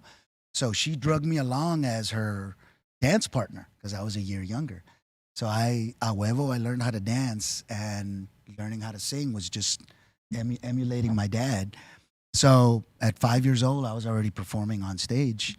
All through elementary school, I was in the choir. Me and my sister used to do Mary Poppins. So my sister was Mary Poppins. So she was a Chicana Mary Poppins, and I was the other character was Bert. Yeah. I was so we would sing supercalifragilisticexpialidocious. But it was a Chicano accent. We were a hit. They love a family. Yeah, they love a family act, Yeah. dude. So I think just growing up like that, you know, and if you look at a lot of Latino families, right, you look at them, they all had a tío that played the guitar, another family member that played this, that played piano. My grandmother played piano. Or sing. Yeah, or sang. Yeah. And really, I found out later on that my grandmother was one that taught my dad all the boleros and the tangos that then he would do as rancheras and Tejano hits. So he was learning from American culture, you know, but he was also learning from his grandmother's, you know, his mom's traditional culture. So I kind of did the same thing, you know, growing up. And even in my acting, really who I was playing in as Crucito was my dad. I was playing growing up with, my dad was a barrio intellectual. Wow. So even though he did time, even though he was from La Circle, even though I grew up with him as a bilingual Chicano, you know, intellectual. Yeah. You know, musician, right? So musicians are very, you talk about jazz, that was our Chicano jazz at that time, conjunto music, you know, the beginning of Tex-Mex and Tejano, you know, so. Is educating you to all that. Totally by osmosis, right? Just by growing up in it. So by the time it got to actually doing it as a young performer, I'd already been doing it as a kid. And now it was like, okay, what do I do with it? What I saw is that what happens to Crucito. And that was why I wanted to play the artist, because it happened to my dad. It happened to a lot of people. They got caught up. Yeah. They got caught up in what happens to us as young brown men. And if you're talented, the first thing that happens is, oh, you're effeminate, you're this, you're that. And they start labeling you, and they start turning you away from a certain thing that makes you feel good in terms of expressing your culture. And you start turning towards things that you may not necessarily jive with, right? Yeah. And that's one of the things that I told Taylor, because Taylor was like, hey, we know you're an artist, but, you know, in the gang scenes, don't make it seem like you don't want to fight. And I went, Taylor, this is the whole point of this, bro. I go, you got a movie where everybody's going to get caught up. I go, even Crucito's going to get caught up in his addiction. I go, but you're saying that everybody's violent? I go, that's not true, bro. It's already been proven by people like Luis Rodriguez from Tia Chucha's bookstore, you know, and wrote that book, Always Running. He's a PhD in this. He goes, it's already been proven that only a very small percentage of street gangs, of these kids that click, of these cliques, are actually violent. That most of them just want to belong. That most of them are representing their culture and are prideful of who they are and their barrio and their clica. Said it's got very little to do with violence until the opportunities and the drogas and the economy and the business and the syndicates, including the authority figures. That's a syndicate. That's what starts impacting their behavior. I go, but realistically, they're not. I go, and no one else is going to be able to show this but my character. So let me do this. Don't worry, he's going to get his. Later on, when he kills his little brother through his pendejada, it's going to be ironic, brother. Trust me. Yeah. And he went, oh. I said, hey, homie, you hired me for a reason. This is my art. Let me tell you what's up. But I knew that was going to be my chance to show how us as artists are constantly under pressure to assimilate and give that up because of the street, and lack of opportunities. So that's why it's so important what we do, because we're showing these chavalones and new generations that to express yourself authentically is a pathway to freedom and to uplifting our raza, because that's ultimately what we're trying to do. We're trying to uplift each other. That's right. Yeah, you're here. Salute to that. And we got GDP Smoke up in here saying salute to the doctor and the highest show crew. And he's saying, Cruzito, you're an icon in the culture. Thanks for the great work in Blood In, Blood Out, and Mi Vida Loca. And saying, what's up to Sendog? Yeah. We got T. Perez up in here saying, El Durango. Jesse, do you have any sweet ramplas? El Durango. Yeah. You went to Rango. You went too far to Rango. I was thinking of the Dodge Durango. It's El Duran. El Duran. El Duran. So you know why he's called El Duran in Mi Vida Loca, right? Allison Anders told me. So she used to date one of the vatos from Duran Duran. Oh, no shit. Yes. So she goes, Duran. yeah, that's why I had him shot at the end. Oh, man. Oh. I said, man, well, there you go, right? Artists can express themselves in their way, right? I mean, we put our pain and suffering into our expression, our artistic expression. So She killed Duran She Duran. killed Duran, dog, metaphorically. I said, that ain't right. That ain't right. That ain't right. What I told in Blood In, Blood Out, what I told Taylor is I go, I just have one issue, Taylor. Like everything else is okay, fire hydrant, all of that. He goes, what's up? I go, don't you think, Crucito, can you let him finish first before he gets dropped on the fire hydrant? Before he gets jumped? He goes, man, shut up and do your job. I go, I'm just saying, bro, come on. You're hanging me out to dry, vato. Oh, yeah. They didn't even let you get started. Come on, right? Orale. If I had a choice, I would have picked that one. It's a very intimate scene. Yeah. Like I said, I have the movie playing in the background, so I'm listening to the movie. Ooh, And imagining it. And when that scene comes along, you know what I mean? Stop it. It's not a favorite very scene- long scene, but You know what my favorite scene is, though? It always gets me. The payback scene. When Paco goes back to get Spider. Ray Oriel. I just spoke to Ray Oriel. He sends hellos. El Spider. Yeah. So Ray's from San Pedro. He's from the Pedro. And I'm hoping I might get him out there to this October 14th. So he hasn't been seen. He doesn't do too many of these because he works hard. But that's an underrated actor right there. But yeah, my boy. But so what's the trivia? What's the trick to the fire hydrant? Do you know? Well, as far as what the trick is to it, I don't know. There's For you real, right? For you taking the bump on Yep. it. Yeah. no, there ain't no soft way to hit a fire hydrant. Nope. It's actually foam. Oh, the fire hydrant. Yeah, but this is movie magic. When I walked up and I looked at it, I went, "You ain't gonna drop me on that. That's a real fire hydrant." They go, "No, it's foam." Man, the way they painted it. It looked crazy. It did look real. Props to it looked. Yeah, but it's foam makes it nice, but it's still ultimately it's the same there was type a of core. impact. There was a wooden core. Yeah. Yeah, See, When you I should- told you them, should and I have said, that in your living room. You should have that fire hydrant in your living room. Man, I'm telling you, that's one of the things I should have gotten. You know what, though? I met a super fan, and you know what this super fan got? His name is Raul. He bought the headstone of Juanito. Oh, wow. Oh, wow. So he's got Juanito's headstone. Wow. That's a song. One of these rappers should make a song about Juanito. Did you ever hear? Okay, you know, right when they go to the graveyard, I'm singing a little song under my breath. Yeah. It's called Mal Hombre. My friend Roger Velasquez wrote it. Right, he's a musician, Tejano musician from San Antonio. He wrote that song, and I'd been doing music with him for a few years. So when he sang the song to me, I said, hey, I'm going to use it in the film. And I asked Taylor. And when I told him the words, he said, yes, use it.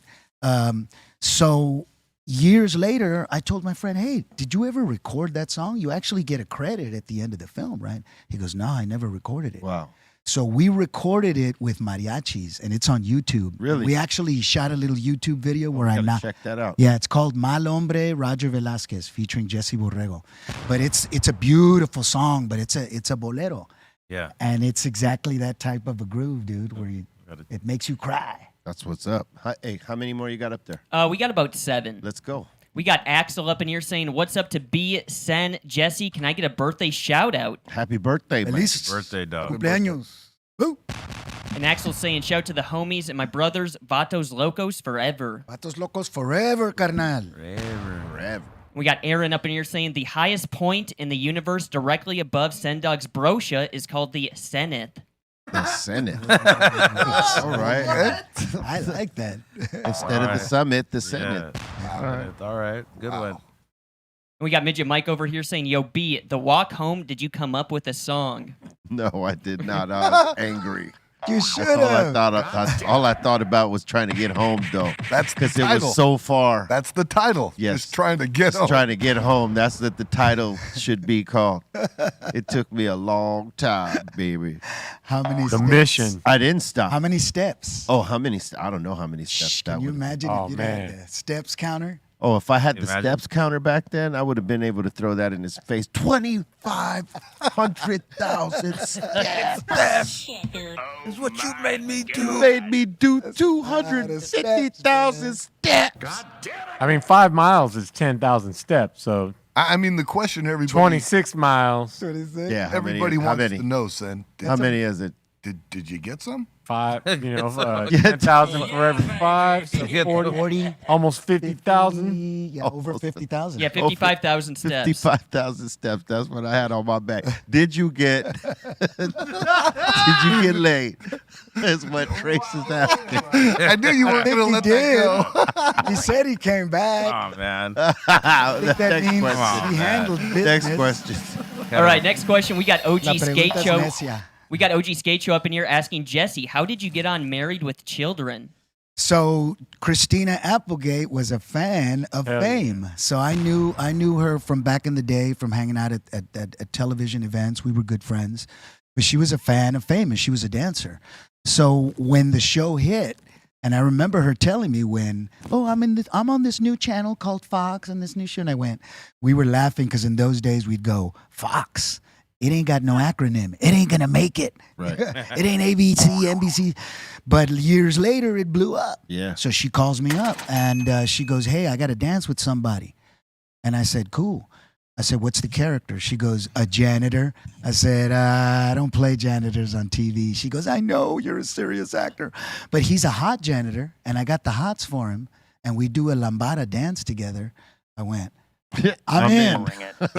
And then I told her, I said, "Look, I've been doing a lot of choreography for music videos after the Fame show." I said, "Who's choreographing it?" She said, "We don't have anyone." I said, "Let me do the choreography and I'll do it." So if you look at the credits at the end, I get choreography by Awesome. Chuy Borrego. That's right. That's where I came up with the Crucito dance. Yeah. Hell yeah. There you go. Word up. I was looking at Christina. Searching for my baby. That would have made it easy. Yeah. Nah, but if you look at the dance, there's some Crucitos in there. Right on. Yeah. And we got Caesar up in here saying, "Congratulations to Steph Tone. Adrenaline released on this date in 1995. Hey. Yeah. Yes. Thank you. Yes. Great, Rick. Excellent. It was the day of the OJ verdict. Are you serious? I got released on the day of the OJ verdict. Oh, yeah. Hey, you know, Serendipity, baby. a date is a date. Yeah. What can you do? A moment in time. Yeah. And the last one so far, we got thoroughly wasted that night. The last one so far, we got Marbell up in here saying, "Sen, what other things did make Be Real do to upset him?" He's writing this wrong. Sen, what other things did you do to make Be Real mad? Other thing. Mad. Write the journal. That's the book. I don't know, man. You know, if I think about it, maybe I could find something else. But Bring it. I think that was that one day he was really upset. Hey, but which of us as artists that we collaborate with, because I know all my dogs, you know, Don Cheeto, Bruce Beatty, Isai Morales, you know, Cesario Block, when we're working on a project, you know, we're at it, man. We're figuring it out. We got our passion in there. And even in our daily dealings, we're going to piss each other off. That's just the way it is. And I think that's about what I said at the end. We got something better than a rabbit's foot for luck. At the end of the day, we've got familia, raza, you know. For us, that's each other. For us, that was when we were kids. Like, we didn't really have any beefs or arguments. It was all family-based friendship. Yeah. Yes. You know what I mean? Yes. That's the way that I looked at B and Fernando and Grego and the rest of the guys from my block. You know, we all had that. You know, we're all carnales together. You know what I mean? Yeah. Ain't none of us related. Carnalismo, no? Yeah, That's what carnalismo means. I mean, you know, I was mad that night for sure, but like as I got over it and I laugh at it now. Let it go. But I realized, you know, I have this tenacity to, like, if I put my mind to something, I'm gonna do it. And that night, it showed me that. You know what I'm saying? I made it home. Made it home. Marathon. It was a you marathon. walked a marathon. Hell yeah, I walked Through a marathon. enemy territory. Through enemies. Enemies. Though I walked Plural. through the valley of death. Oh, yeah. Ooh, wee. All right. We want to thank everybody for getting down with us. We want to thank my man Jesse Borrego for sitting in with us, chopping it up. Gatos Locos here forever. That's right. You got any shout outs you want to give? Yeah, man, absolutely. Like we talked about, my homeboy Cesario Block Montaño and all the familia of the Venice. You know, the sign catcher crew, O.T. Quintero, Rick Mejia, El Conejo, La Dreamy. This goes out to you. You know, all the people that love your show and that have followed and supported your art. Thank you. You know, I want to thank them for that, you know, and yeah, keep us in your prayers, Raza, because we're here for you and you're always in our prayers. That's right. Trace Nudes. Man, big shout out to all the guys at the table. Like I said, man, it's fun coming in here each and every Tuesday, even though we come in from another state. Man, I do it. It doesn't matter because this is a lot of fun to come in here, meet guys like you, Jesse, that I've watched on the silver screen all my life growing up. So to see here and kick it with you, it's an honor, my friend. Thank you very much. Thank you. All the guys, like I said, at the table, all the guys in the control booth, everybody down here at Be Real TV at the studio, all the Instagram followers, and a big shout out to everybody Friday night that's going to hook up with Cypress Hill in Las Vegas. Yeah, that's right, huh? We do got a show Friday night. Yeah, Friday. Yeah, we sure do. Man, that was lengthy, dude. Damn, dude. Hey, dude. You gonna leave some for the rest of us? Why you gotta? Damn, dude. Bolted. Shout the Insane Asylum, shout to Ray Morning Shot Films, and shout to the Dominator. What's up, Steptone? Yeah, what up? Shout out Mark Sargent, Karen B, David Weiss, Sen, B, Jesse, Trace, Treehouse Crew, Bolton, a.k.a. our own little Miklo. Ray at Morning Shot Lil. Films, Terran Velvet Hammer, The Dominator, Aton, Pedro, Javi Lopez, the Asylum, Twitch Ward, Discorders. Y'all have a great week. See you guys again on Friday. Yeah. Sen. Big shout out to all of y'all at the table. It's been fun, you know, coming here and hanging out and laughing and whatnot. Jesse, you know, más poder para ti, brother, you know. Yeah, that's it. Big up. See you guys next week or something. It's fucked up. Steph's goodbye was way longer than mine. And just saying. Just saying. Go ahead. Do it again, Mr. Radio Voice. Go ahead. I'm sorry, B. I apologize. Check the mix after this on Twitch. Stay with love. Love is the key. Swallow that. Yeah.